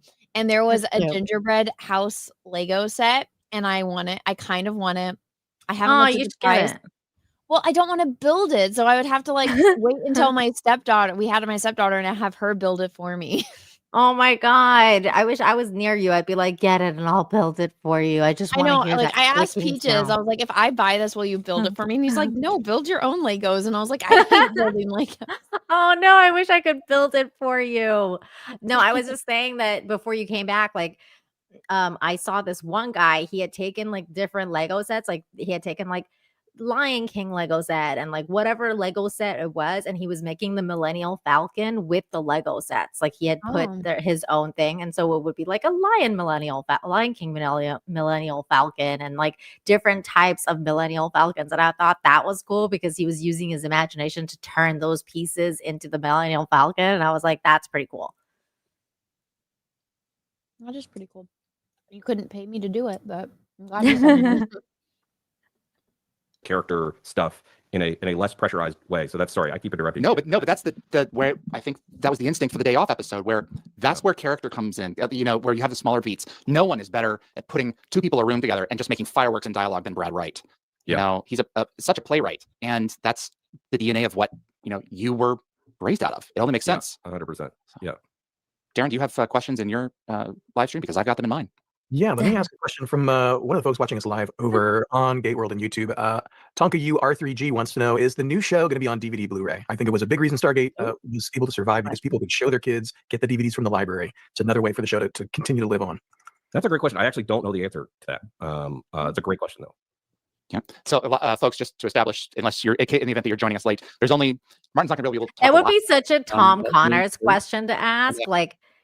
Is there going to be DVDs? Is there going to be 4K? Is there a Blu-ray? Like, what kind of, who's making your Blu-ray? like that's like Tom. Ask questions just to keep you guys from sending pitchforks my way later. But yeah, well, the big one that I have to ask about the new show, I have to ask. Sir Heim must know: will any survivors from the explosion of the Furling's planet be featured in this show? Yeah, I mean, I'm not to give it all away. That is what the show's about. It's like you guys nailed it. The Jim Henson Company is coming in. For those that don't know, the Furlings are like deep Stargate lore. So they were like they were mentioned offhand about, I can't remember what season. You guys will probably remember in the chat. And then it had this like huge fan base, like obsessed with like the Furlings, which was originally supposed to be a joke. And here, I'll show you guys a Furling. It's pretty funny, but that's like deep Stargate lore. Oh my god. There's actually a toy called a Furling. I just didn't type it in correctly, and now there's like a toy that's popping up, and I kind of want it. Okay, so guys, it was a joke. They showed the Furlings, and people lost their goddamn minds, and so here's the Furlings from Stargate. They are like koala panda people. Oh my god! Yeah, They kind of look like what's the things from Star Wars? Ewoks, yes. Yeah. I know. It was supposed to be a joke, and it had this like it's like a cult following. Oh my god, they look like weird versions of freaking what's it called? Yeah, what you just said. Ewoks, but they're koalas. They're supposed to be koalas. They are That's koala funny. But so there's this like a cult following of the Furlings. Oh my gosh, look at him and Jack. That's so cute. I want one. So deep Stargate lore for everyone in the That's audience. funny. Let me get this back up. Could be really great. No, I'm of course kidding. Just importantly to say, Yeah, stop that in that rumor right now. Yeah, exactly. No, the Furlings don't feature in. I can't say the Furlings don't feature into the show at the moment. Yeah, you're only working on season 1, so yeah. Darren. Well, are we ready to go back a little farther? I want to know when you knew you wanted to be in entertainment. What brought that kid to Bridge Studios in 2004? Oh, geez. Well, yeah, I wanted to do this since like I've had memories. Truly, I mean, like I just like I've had very supportive and nervous parents who like rightfully were like, he's got an aptitude for this, but like we don't know anyone in showbiz. I don't know how we go from Ottawa, Canada to like making a living. But they were so supportive, and so I've just been making little movies with my Star Wars toys since I was a kid. Just we had a janky ass video camera and trying to figure out how to make those shots look cinematic with my 1/18 scale Star Wars figures. That's funny. I can buy it honestly, and actually have now, not in this room, but I've finally collected all of the Star Wars figures because those to me were like my first cast. They were my first collaborators, and so it's like just nice to see them where I am now. I'm like, oh yeah, guys, look how far we've come. But yeah, so yeah, no, I wanted to maybe an Aquaman figure and say I used to order you around for real. Yeah, exactly. And I know, that's just crazy. Like, do you think Jason Momoa would come back? Of course, why not?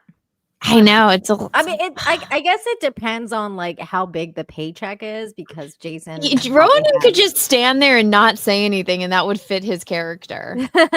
That's funny. Yeah, but I think he would though, especially because it's Amazon. Like, I think he would. I feel like he would do. He might just come in and stand there, especially since like it really got him on his feet with Stargate Atlantis. And I mean, they were such a big part of his life. I feel like he would. I feel like they could get not like to be a reoccurring character, but I feel like Jason Momoa could be there in the very beginning and just stand there or like walk through the gate and everyone would lose their goddamn mind. Well, and like he may be a recurring character depending on how, like I said, how big the paycheck is, but he could do like definitely a cameo. Honestly, I don't even know if he would make them like charge them an arm and a leg, like just to stand there for like a second. No, for a cameo, no, but like for like a recurring role, then that would have for a recurring role. Obviously, he'd have to get paid a pretty hefty. But if he was just there, I don't know. I think he would. That'd be cool. I feel like he would do it because he seems like a nice person in real life. Yeah, so he does. He does. It feels like he would like appreciate where he came from. So like, I think he would put that effort in. No one orders Jason around. You gently ask. But but yeah, so it was just something I've always wanted to do, and that's what I went to school for, both high school and college. And then after college was kind of eking out a living, working at Starbucks and doing some freelance work. And then the call came in that they were like, they're doing another Stargate show, so they need to hire one more writer, which is crazy. That they were doing essentially doubling the amount of episodes that they were going to do, and they're like, we at least need one more person. I was shocked. I was shocked that they didn't staff up a whole show and did 40 the way that you guys did. Mm-hmm. Yeah. but thank goodness they didn't.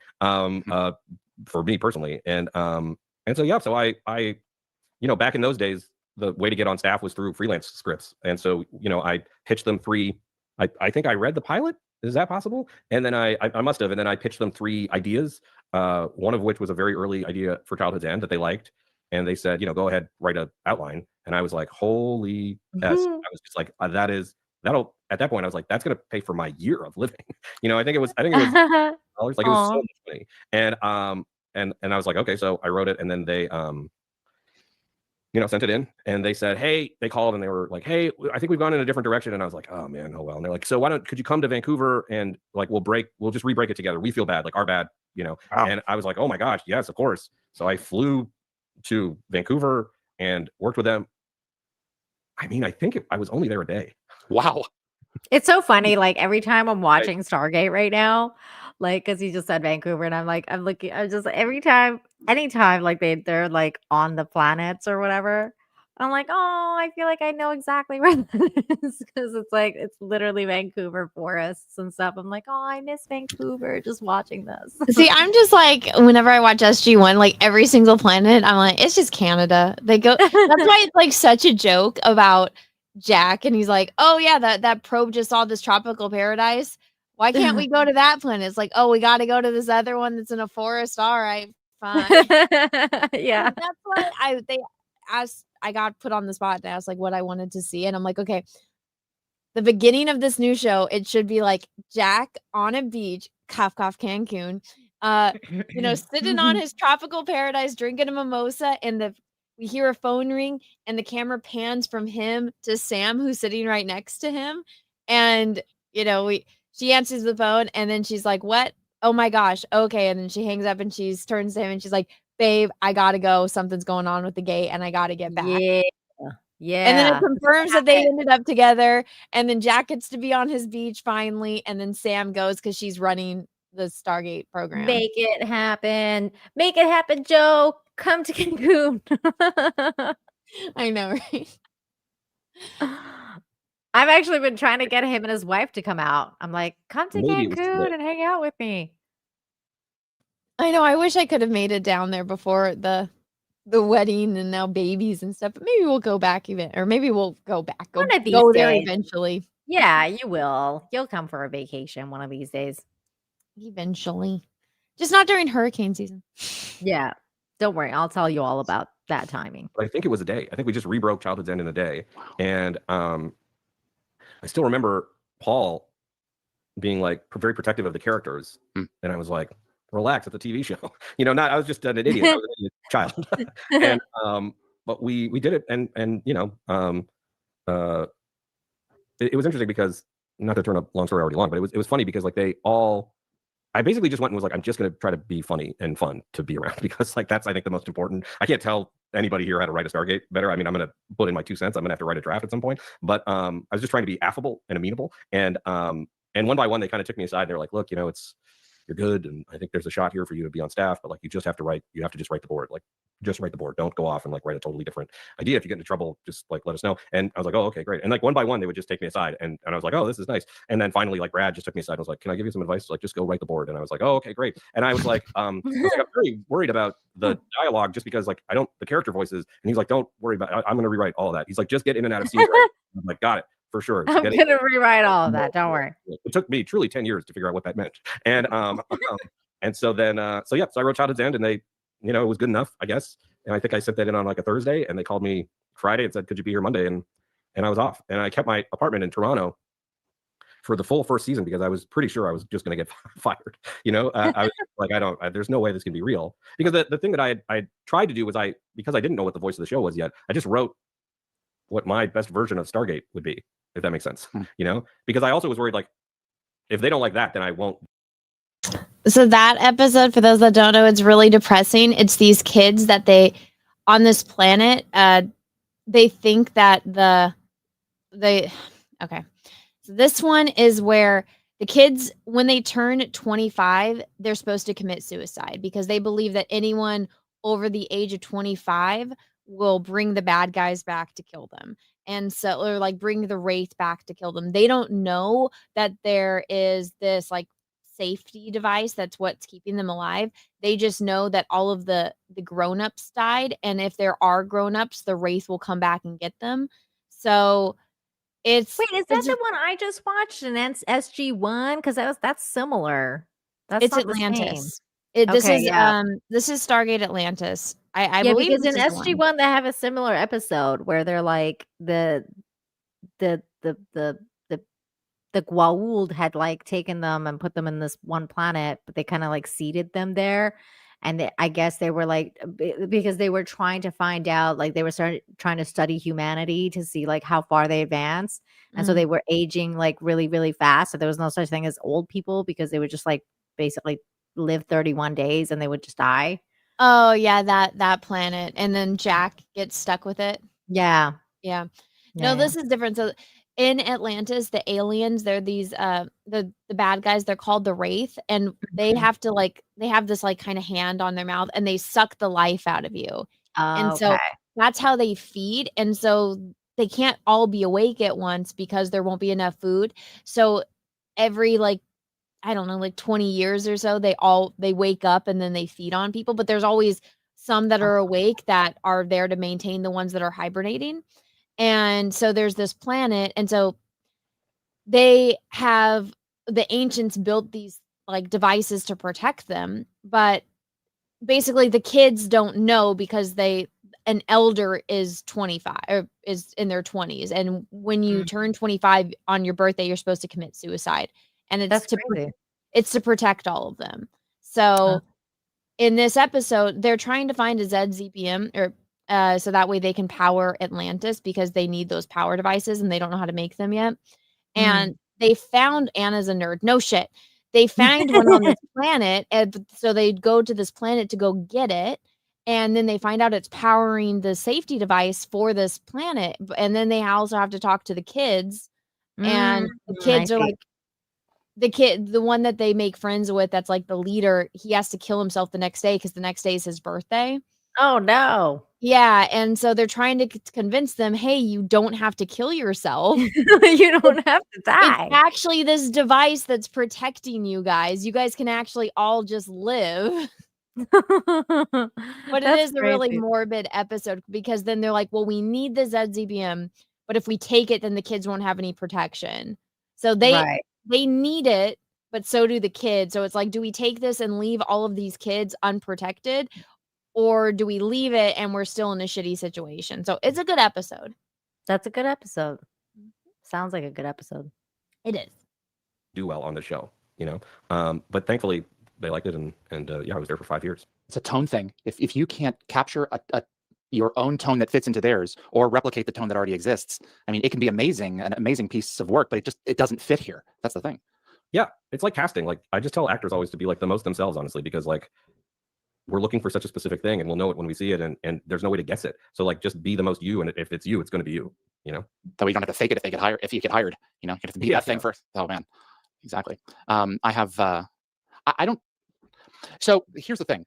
Irina SG, she wants to know if you can talk at all about Dean and Roland's involvement. Are they going to be joining you guys in the writers' room? What is their? They won't be in the writers' room. Okay. They're involved, and they're Okay, perfect. Darren, I'm going to meet with Dean, I think, next week. So okay. Ooh. I'm trying to restrain myself. I'm trying to be good. Marsha Middleton. I just can't.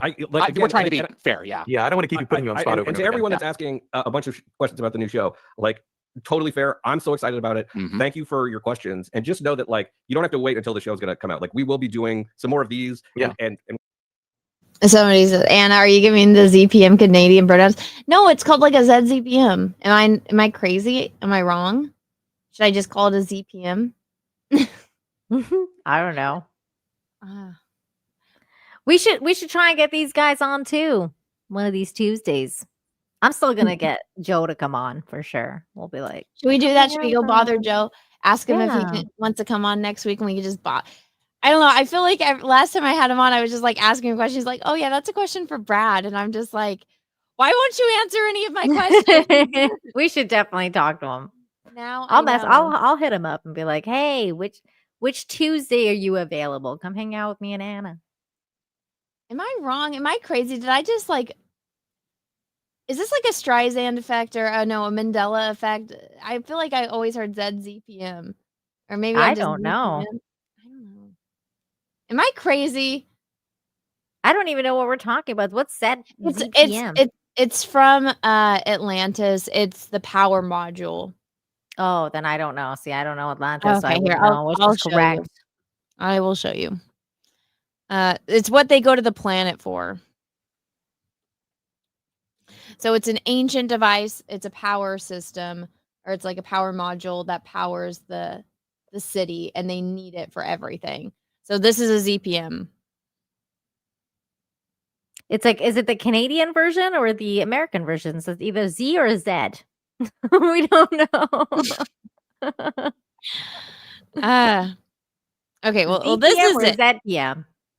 It's a ZPM, but I've been saying ZZPM. I don't know. Adding Maybe an I'm extra Z. retarded. Yeah, they say Z in the show. Okay, so I'm not crazy. Like I feel like this is a Mandela effect. What are you guys doing to me? Ooh, 3D printed. Ooh. It kind of looks like a salt like lamp. It does. Whoa, what is this? Oh, you guys call me a nerd. Look at this fucking nerd. This is an old iPad. Look at that. Oh my god, remember when iPad chargers were that big? Not Oh my really, because God. I've never really What had an nerd iPad. has this? Oh my gosh. That's funny. I love that. I love nerds. I feel like I'm crazy. Wait. Yes, they both say ZPM in Atlantis more than SUN. Okay, so I'm not fucking crazy. Why are you guys acting like I'm crazy? God damn it, chat.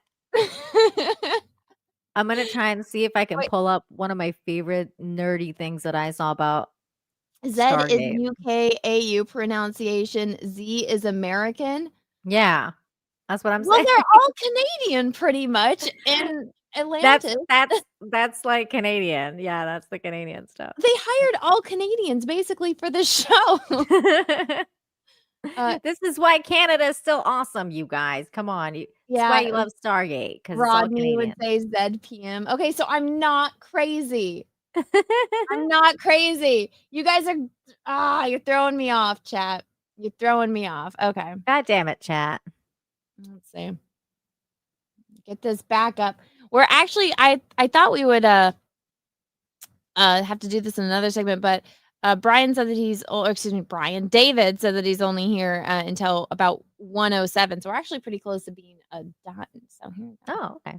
You know, we're planning to try to do some sort of quarterly update. Like we're going to stay in contact, and there will be like little bits will slowly come out. But like today is very nascent. Like we don't even have all the writers hired yet. You know, like I just don't want to spoil anything, but I also don't want to say something that could also shift because the show is in kind of a fluid space. Right. Well, then let me, because you mentioned something earlier, and I do want to clarify here. You said 10 episodes. Is that fixed or is that potential? You don't know for sure right now. Oh, did I say 10 episodes? Yes. I mean, like, yes. Everyone noticed. Yeah. Well, so it may not be fixed at this point because, you know, there's a lot we can going talk on more there. about that at a later date. Okay. Sure. All right, for sure.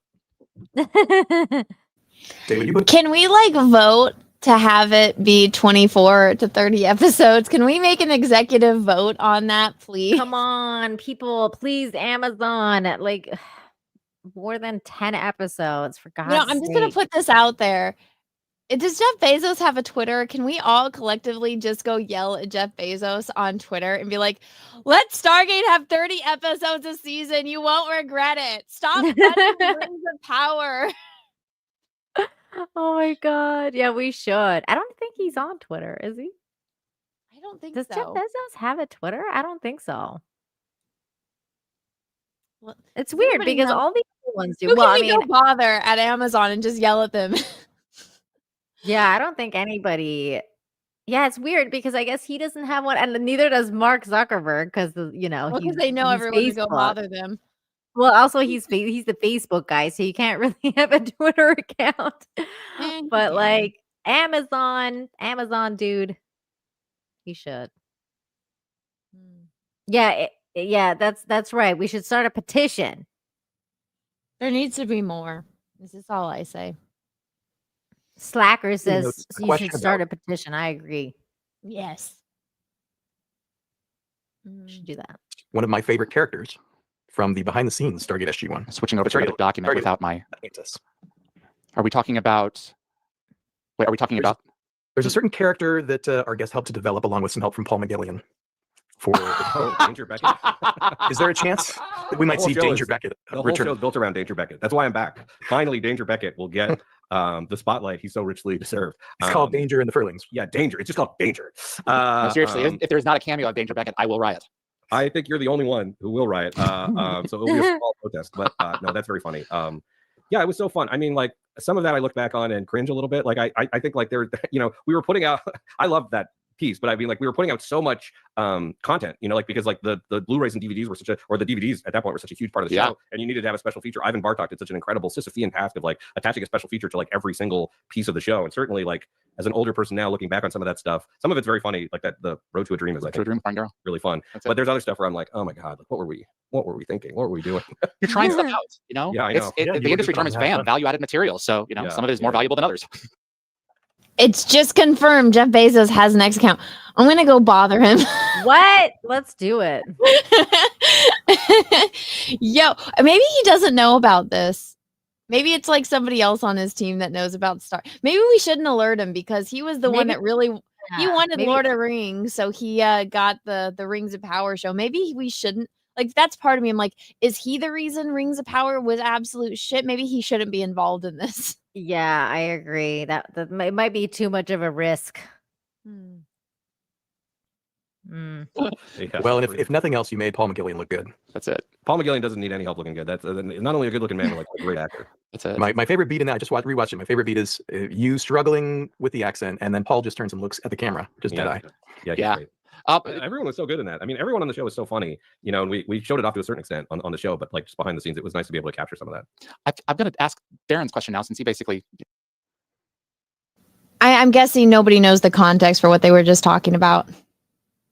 Okay, so it's like a behind the scenes thing. So Danger Beckett is supposed to be Dr. Beckett's younger brother. Okay. And Beckett's the character that died. So it's like a behind the scenes joke. Okay. So that it's they filmed a little thing. So yeah.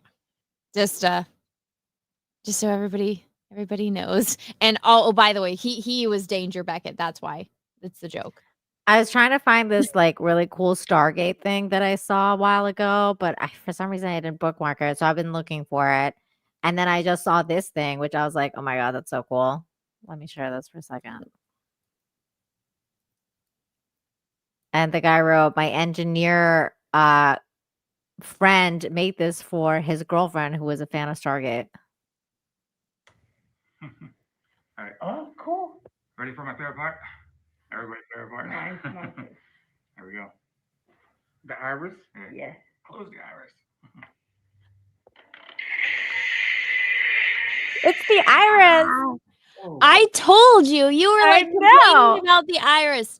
And I told you, Peaches said it's possible and they can do it. They did it. Look. Yeah. That's cool.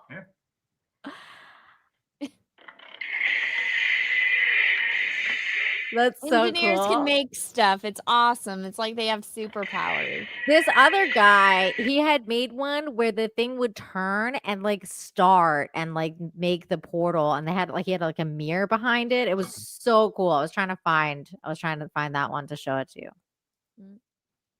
Keep going with the interview. No, my ears are like going crazy right now. I have like super hearing, which is really annoying when anyone plays something because like no one else can hear it, but I can hear it, and it's like pressure on my ears. Oh, that sucks. It's extremely annoying. Did mine?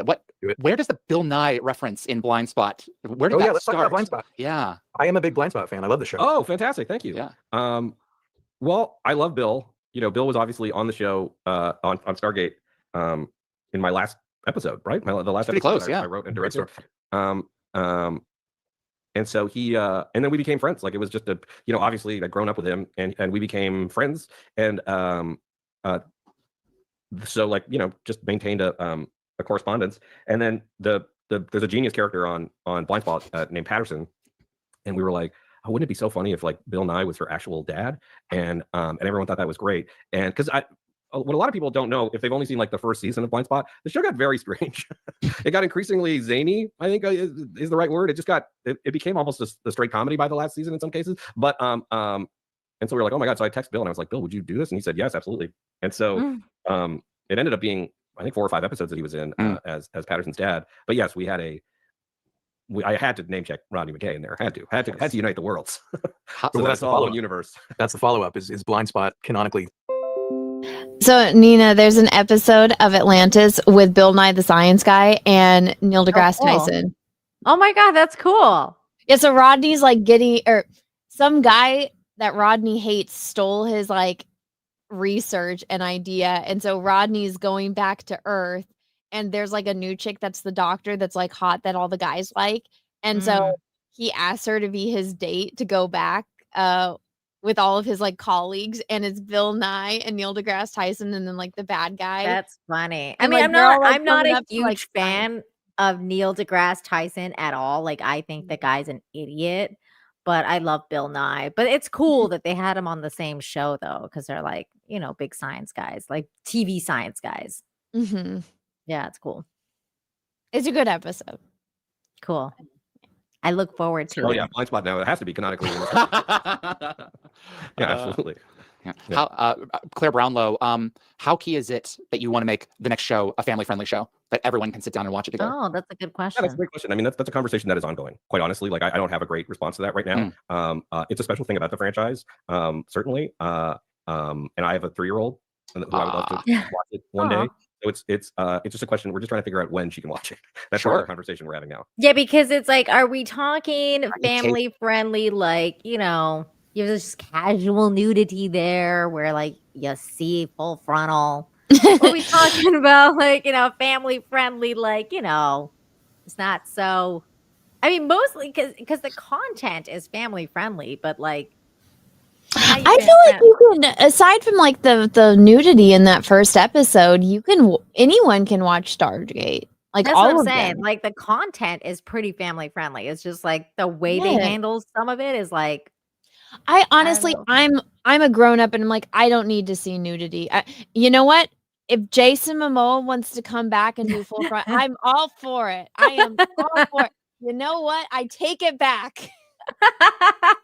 I fucking take it back. If Jason Momoa wants to come back, I am all for. I will be there and I will watch it avidly.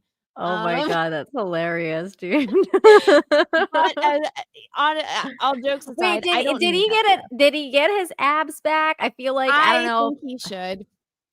Well, he hasn't gotten back yet because his new body is not as hot as his dad. His dad bod. His little dad bod. Oh no. Hill, having worked on Quantum Leap and Kung Fu? Really? Kung Fu? Is that the title? Kung Fu? Kung Fu. Guys, spell check for me. It really does say G. You've seen, you know, Kung Fu. what doesn't work. In moving into this next chapter of your life, do you, in terms of the project, how much keener of a sense do you have of what works and what doesn't? Or are there, as you go from project to project, do you become more aware of certain holes to avoid in your path when you're moving your vehicle through? Like, has your process refined? I can't get specific, but I think like there are definitely nothing I've ever made is, this is going to be shocking to some, nothing I've ever made is perfect, y'all. And so we definitely made mistakes. And the great thing about having a long career is that you can learn from some of those mistakes. So there are some pitfalls, I think, in rebooting those 2 shows that like, were definitely helpful to make those mistakes there before and try to avoid making the same ones here. Sure. Without getting good specific. answer. Of course. Well, then tell me creatively, my impression kind of looking at Quantum Leap from the outside was that show was up and running a bit and then you were brought in as a showrunner. That is correct. Is that right? Oh, cool. I didn't know that he worked on Quantum Leap. That's pretty cool. I love Quantum Leap.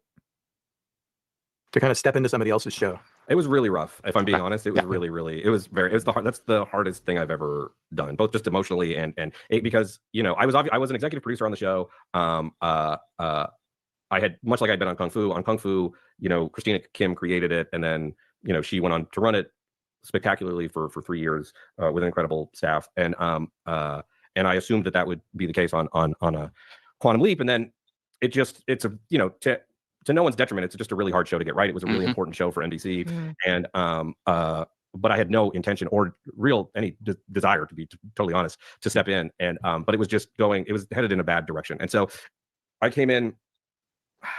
I mean, I don't want to speak ill, but I came in and there was a lot to be done. Let me just put it that way. He's talking about the new one, not the. Like there were things that we were. Oh, Dutch said he's talking about the new one. I haven't watched it, so I don't know. Apparently sucked. I haven't watched it. I don't know anything about it. I mean, I've watched the classic one, and that was a great show. I've heard the new one sucked. That's why I didn't watch it.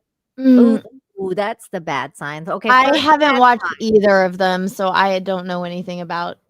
Isn't it Scott Bakula that was in the original one? Okay, yeah, I know nothing about it. The only thing so fun, Anna. You love it. You should definitely give it a shot. The only thing I know about it is it's like what he switches bodies, so when he's in somebody's body, they're in his body, and I only know that one where he's like, "I'm retarded." I'm retarded. And he's like a Down syndrome person. Yeah, that's the only thing I know about it. It's really, really good. That's exactly what it is, though. Like he basically like drops into people's bodies and like lives in their shoes for the day, kind of thing. And it's a really good show. It's like I highly recommend it. I did hear that the new one was terrible and it was like woke. So this is probably the first bad sign right now that he's involved in. Well, he just said it wasn't his show and he had to step into somebody else's shoes. In. Yeah. So okay. All right. That's interesting. It's interesting, a little detail that's emerged.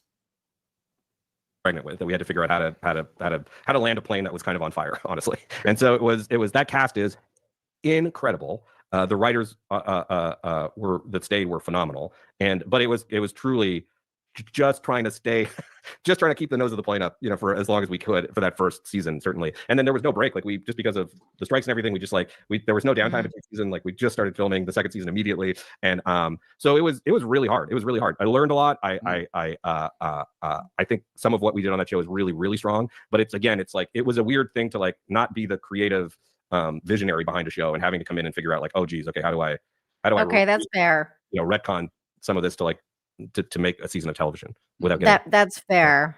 That he's admitting it's it was kind of like a train wreck that he walked into. So okay, fair enough. I get that. Yeah, we're curious to know if you have a question for us after 20 years of being interviewed. Yeah, is that a real ZPM? No, this is made by I'm fucking vindicated. I am fucking vindicated. Oh my god. You bitches in the chat giving me so much shit and he says it. Oh my god. It's not just, I don't know if he's Canadian or not. He's Canadian. Yeah, that is a Canadian thing to say. That's all right. Whatever. That's what it's fucking called. That's so funny. In Australia, and isn't it something? So cool. Yeah. I would love to buy one of those. I'll get you one. No. Just give me his name. I would love to. Okay. Yeah. I mean, I think like, what is a good question for y'all? Well, what has been, Darren, I know just again from watching your videos, I'm speaking like we're intimate, but like, I know that you were having a moment where you're like, maybe this is it. Maybe it's time to fold up shop. Yeah, I remember that day. What has kept the fires going for you for so long? Like why, why do you care about this show? It's so important to the survival of the show. And I would just love to know. So I'm so like the whole ZPM thing. I'm just like, I fucking told you. I'm so yeah. Anna's like that clip of that guy that like Tom plays all the time. It's like, I fucking knew it. You're that guy, that is me right now. I'm like, guys, I fucking told you. That's so funny. That like what was the gas in the tank for those lean years? Like what got you through it? There were a few years in the lean years where there wasn't a lot of gas in the tank, and Gate World has always given me the benefit of being able to work on it when I have the energy. Yeah. If you go back and look at the archives, there are weeks, sometimes months at a stretch where there's nothing posted on the website, and that's either because I got busy with my day job or my family, or I just ran out of gas and couldn't do it anymore. But then something comes along and you get a new spark, you get a new bit of energy, and I guess. Yeah, not knowing, right, I'm pushing 50 now, and not knowing if I was going to see another Stargate show in my lifetime. He's 50? He does not look 50. This guy's looks aging. great. for I 50. know. Holy shit. Oh my god. Like I thought he was like in his 30s. He's almost 50. Good for you, dude. That's crazy. I bet he'll look even younger if he shaves off the beard. Oh, because it'll remove like the lighter. Yeah. He's probably one of those guys with a baby face. which is why he Baby has a face. beard. Yeah. Clip that, Anna. What the Zed? I know I should. Yeah. Was getting emotionally draining on me. But you know what? The other thing that has kept me going is I watched Stargate with my family. Over the course of several years, we watched SG-1 in Atlantis. We haven't watched SGU yet because my youngest is not quite there age-wise. How old is your youngest, just out of curiosity? What's that? How old is your youngest? He's 13 now. When we were watching the show, he was 9 or 10. Yeah. So yeah, going through and watching all of the movie and SG-1 in Atlantis with them, having them actually like it and become fans of it. My oldest is 20 now. He's going to go to Vancouver with us. Yeah. This is a big deal for us. We're making him a part of the process of filming the next round of shooting that we're going to be doing up there. This was going to take place regardless of whether or not there was another show coming. What are you doing up in Vancouver? We're going to film some roundtables with cast and crew, letting them just talk. We're going to give them some talking points and a couple of other special things along the way. But yeah, so it's the show. It's the gift that keeps on giving, because there's always something to mine with it, because it always changes. It evolves with us, and you can go back and watch it and it means something different to you at a different point in your life, because you're different and because society's different and because what it really is just a mirror that you hold up against society and your world. He's right. They can always be watched. It's like the Twilight Zone. There'll always be Twilight Zone marathons on Sci-Fi Channel until the heat up of the universe. That's just how it is. Every time there's a sci-fi marathon. What is it with the marathon that we get up? All of those shows are available for streaming, but there's something special about. They're like, oh, it's the marathon. It's the New Year's Eve or New Year's Day marathon of the Twilight Zone. My wife is just glued to the. There's comfort in there. It's the same reason that we watch the same thing again and again. It's there. That's very nostalgic, actually. I don't know. Keeps looking. Like the marathons is really us. It's like very nostalgic. Mm-hmm. What do you mean? But yeah, no, totally. This has been tremendous, sir. We really appreciate you taking the time. Marcia Middleton, how do you cultivate such a beard? Oh, you asked my beard question. I was going to end on that. Here. They talked about the beard. We're both vindicated here. I said his beard looks nice. That was like the first thing I said. I was like, his beard is nice. That's I feel very vindicated as well. Yeah, I don't know. It grew out of a depression 15 years ago, just not wanting to shave, and then I was like, oh, I like it, and so now it's my wife has never seen me without a beard, so you'll never see me without a beard. It's locked into my persona, and that's so funny. Or what? There's like butter stuff that you can apply to it. It's even that great. It's you just got to let it. It's got to go through a bad phase first, where it's just crazy, and then you can, like a topiary, you can kind of slowly shape away at it. That's funny. Well, again, thank you so much for making the I know, because my husband has the bad phase, and I'm like, you got to push through, babe. The bad phase of the beard, because there's a bad phase where you go through the bad phase, and I'm like, you got to push through the bad phase, babe, so you can get to the good, phase. Oh my god! In those years, thank you for just keeping the flames lit at home, and I'm so excited to continue this discussion over the next couple of years as we make the show, and again, I apologize that the lack of substance to a lot of these questions, but hopefully as time goes by, we can get into more and more exciting stuff. Gives us a lot to look forward to, for sure.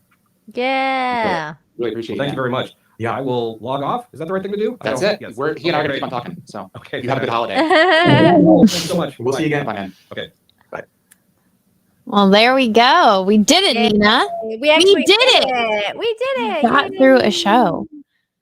That's awesome. I was just looking through trying to find that thing. I was looking through Joe's feed and I couldn't find it, but I did find a little cute video of his dog.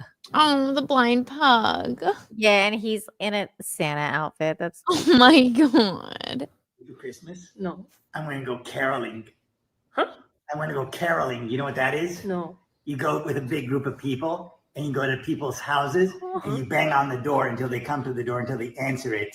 They get very excited. You bang hard enough and they come to the door. And then you sing. You sing Christmas hymns, like classics like da da da da da da da da da da da or that. That's Joe doing the voices. He's so funny. Freaking dork. Oh my god, that pug. It makes me sad whenever I see him, but it's like I'm happy that he's got a good life. But it Yeah, makes he's me got a think good of like life. Tulip, and I'm like, I know he's got a good life. He's like he's treated better than humans. So no he's fine. kidding. Also, what's up, Ethan? I saw Ethan in the chat. Oh, Oh my hey, gosh, this video popped up on my feed earlier. It's from like a channel that has like over 1 million subscribers, and I'd never seen it before. And it had a picture of Ethan in the thumbnail, and I was like, "What is this?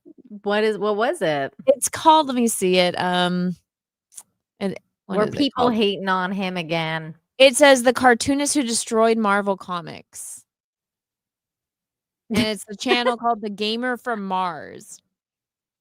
He's the cartoonist that destroyed Marvel Comics. I don't know, but it's I guess I don't know. How This guy, dare you, Ethan? Ethan's in the thumbnail. I haven't watched it all yet. I got about. He says it's a new hit piece on Comicsgate.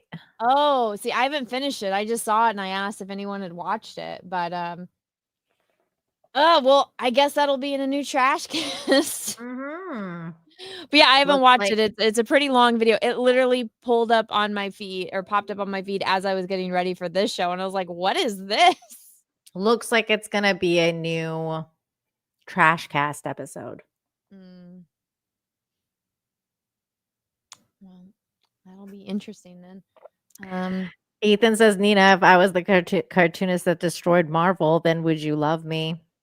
I already love you. Why would I love you any more or less without Marvel? Marvel doesn't matter. Do you really call like? I feel like I've never been heard a comic book artist be referred to as a cartoonist. Yeah, I've never heard that either because they're usually called comic book artists. Cartoonists are usually people who create cartoons, like Shane is here. animated. Shane What is is here. up, gentlemen? I did not know you guys were Stargate fans. You just missed me and Nina EFAPing a Stargate video, unless you guys have been lurking the whole time. Shane is in the chat. Oh, hi, Shane. Yeah, it's the Talking and Drawing with Shane Davis. Ah, that's right. But okay, so back to the topic. Well, guys, after listening to that, I know everybody is,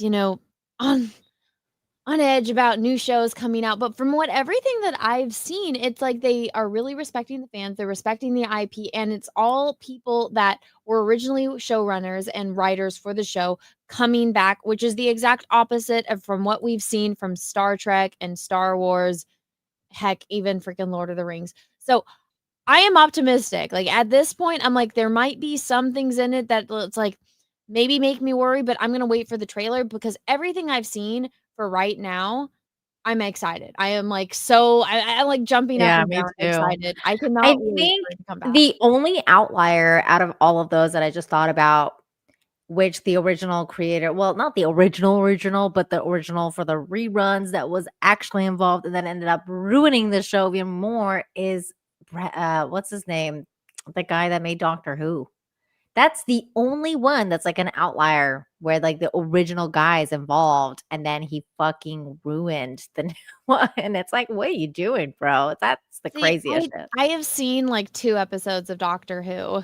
So yeah, see, like know I very was a much about fan of Doctor Who. Yeah, Russell T. Davis, thank you. I forgot his name because I'm terrible at names. But yeah, Russell T. Davis, he was part of the new reboot because they rebooted it in like 2010. Is this the I one wanna with the say. girl or the one with the black gay guy?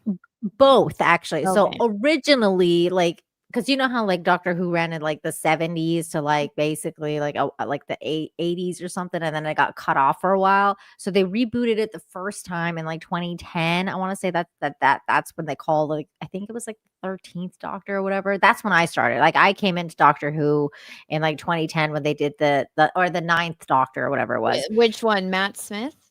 No, that was like David Tennant? Christopher. No, the one before Christopher something. And then after that, it turned to David Tennant. Then it turned to Matt Smith. And Russell T. Davis made all of those. So he made the good ones. Eccleston. Okay. Christopher Eccleston. That's right. That was the first one that I saw. And then then Matt Smith, and then David Tennant, and then Matt Smith, and then it like that's the only time that like because he went crazy like politically, like he went so far left, and like he Oh, had, so like, yes, the and like, showrunner had a melty and it leached into his. and Okay. it just went in like he just put in like the entire identity politics and like everything in there. Like it was so crazy, and he just kind of ruined the show. That's when he did like after that. He did the old guy. That's when I kind of stopped. But then like the woke age began. And like, so that's like, he did the woman doctor and he did the black one now. And like, it's done. Like Doctor Who is so freaking dead. And that was sad. But, and that was like the outlier there for the original creator coming. Well, not original, but you know what I mean? Like the original of the reboot that people loved. I mean, I loved that show. It was such a great show. But, you know, I never watched it. The first episode I ever saw was a David Tennant one, and that was the one with William Shakespeare. So I've seen that episode twice because when we would go to Idaho for Christmas, we would turn on like at the hotel there would be like regular TV, and so that episode happened to be on twice. So I've seen it twice, and then Sab tried to get me into it with Matt Smith, and so I watched the first episode where we meet the ginger girl and Rory, her boyfriend or her husband or something. And then something about River Song. Yeah, River Song. Turns out yeah, like the introduction to River Song, and that's about that it. was a good arc, actually. That was a really good arc. I didn't finish it. So that was a good one. I'm aware of things in Doctor Who. I just don't know very much about it. And of course I've seen the whole I Don't Want to Go. Which sucks.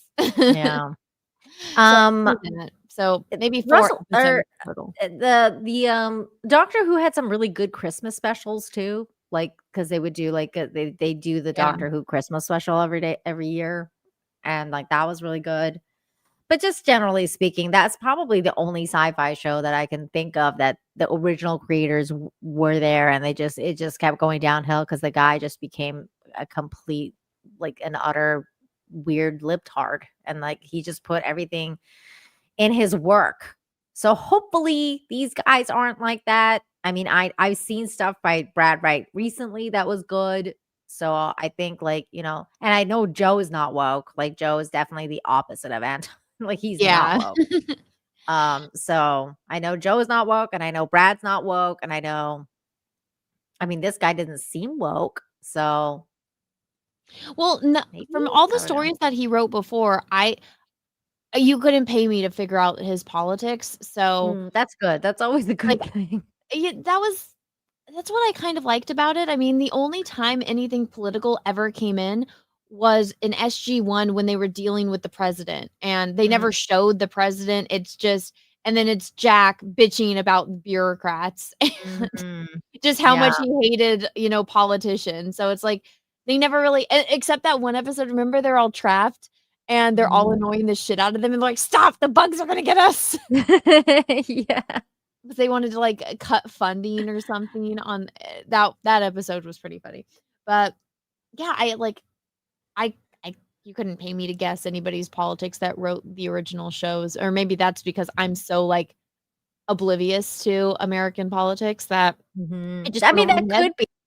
It could be, but no, usually you can tell though. Like you could just really tell if somebody's like they're most of the time artists put their political, like not their personal lives into their work, not their political lives, you know? So like if they lost someone or whatever, like they channel that into like what they're writing or well, what they're creating. Said about the episode with Rodney and his sister about how he's like, oh yeah, I wasn't speaking to my brother, so I put that in, you know? Yeah, exactly. But when they do that with the politics, it's like, just stop, man. Nobody cares about your fucking politics. I want to know if Q is going to come back to the show. Oh. Was he? Yeah. Yeah, Q. It's in later seasons. Q is like the main villain for a while. Cool. I'm looking forward to that. That's cool. I didn't know that. The doctor from Voyager, he ran the Stargate program in Atlantis for a little bit. He takes over in like the final season. His I love him. I'm so excited. That's I know. amazing. I wonder if he'd come back. I don't know. Oh, I bet he will. Like, because he's still working, so he will. He would definitely. Dispelled Beaker, thank you for the excuse me. Is that breaker. Demogeni? I think I'm it pretty is su- I'm Demogeni. Is pretty that your sure new that's name? Demogeni. Thank you for the 2. Hey ladies, hail chat. Hope you have a good or great holiday. You too. Merry Christmas. Merry Christmas, Demogeni. Isn't it crazy we're already a week into December? I know. It's insane. I still have to finish putting up Christmas decorations. No, Like, I'm I've finished. slowly- I'm finished with the decorations. I have to finish my shopping. I have to go and find something for my husband, which he's impossible to shop for because he has everything, or he buys himself everything, and I'm always like, I don't know what to get. I know shopping for boys, especially when you live with them, it's the hardest thing ever. I so think hard. I have everything for Peaches. We're mostly since now there's like multiple children, we're just like, let's just focus on the kids. I feel like I need to get like gift cards or something just to add, because I see the presents. I'm like, I feel like this isn't enough, but it's like I've already spent hundreds of dollars per person, so it should be enough. But things just got so expensive now. I know. I just got my nephew like 3 or 4 different things, and I was like, maybe I'm spoiling him. And then I'm like, I'm not going home for Christmas, so I don't care. Like, just send him all the things. Yeah, batteries are good stocking stuffers, that's for sure. I usually get people like portable chargers. Like last year, I got Peaches a solar. It's like this big. It fits in your pocket, and it's a solar universal charger. Those are good. Yeah, always but he already good. has one, so I'm not. Did you get the slippers for Peaches? Well, I don't know if he's watching or not. So Oh, you can't. Yeah, you can't say stuff that you got him. Yeah, he could be watching. Sneaky Peaches. He probably is, and he's probably actually asleep by now. Which, speaking of, guys, we've gone for almost 3.5 hours. I am tired. It is past my bedtime. It's definitely past Nina's bedtime. So, Nina, thank you. If you want to do this again and talk more Stargate, we can bother Joe I'd and love see if he'll to. come on. I'd You wanna love come? to. Yeah, definitely. I would. Okay. Love to. Maybe we'll be I back mean, I next love week. hanging out with you. If you want to do it again and talk Stargate again, I'm down to do it again next Tuesday if you want. Yeah, and then I'll try to come on your show tomorrow to talk Sure. to EFAP that with you and Dante for at least like an hour in between my 2 shows tomorrow. But guys, Absolutely. thank I'll you send so you a much. link. Nina, what do you have going on? Yeah, just tomorrow at 8 p.m. Eastern, we're going to be EFAPing the new Pierce Morgan and Nick Fuentes show, the interview thing that they did. So I'm going to be hanging out with Dante, Chrissy Mayer. I'm trying to get Nick Ricada to come.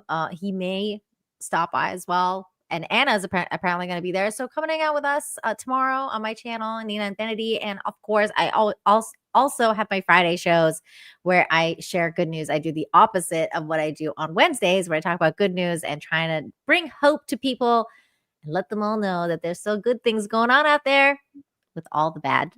So thank you for having me on, Anna. I am so happy to be nerding out with you. Actually, it's you know what's so crazy, Anna, is like one of my goals when I started becoming a YouTuber. I was like, I want to become a YouTuber so I can nerd out with that girl. Like I was just like, that was one of those things where I was like, one of these days, like I'll just nerd out with her. That would be great. So now it's happening. It is. You made your vision. You made your vision a reality. I'm trying to figure out where the redirection is on here. Oh, you go to I'll tell you right now. I'm there. I'm in the edit settings. I feel like I lost it, but you go to customize. You have to go to customize and then to redirect. Customize, that's where I'm at. Okay. Redirect. Okay. So guys, I'm gonna redirect so you guys can go and we can all go and raid Cecil, whoever is left here. But guys, thank you so much. And if you guys are watching on Rumble, thank you for watching on Rumble. Everybody, please, if you haven't yet, smash the like button. When the live stream is over, leave me a comment. It helps out with the algorithm. And we'll be back next Tuesday talking about Stargate. So everybody, thank you so much and have a great rest of your night. And may the force be with you. Bye. Merry I'm Christmas. 2 streams tomorrow, or maybe 3. I'll be on Graham Nolan's for the Star Trek show. I'll try to pop on Nina's for the EFAP, and then I have my weekly show. But I'll see you guys all later. Bye.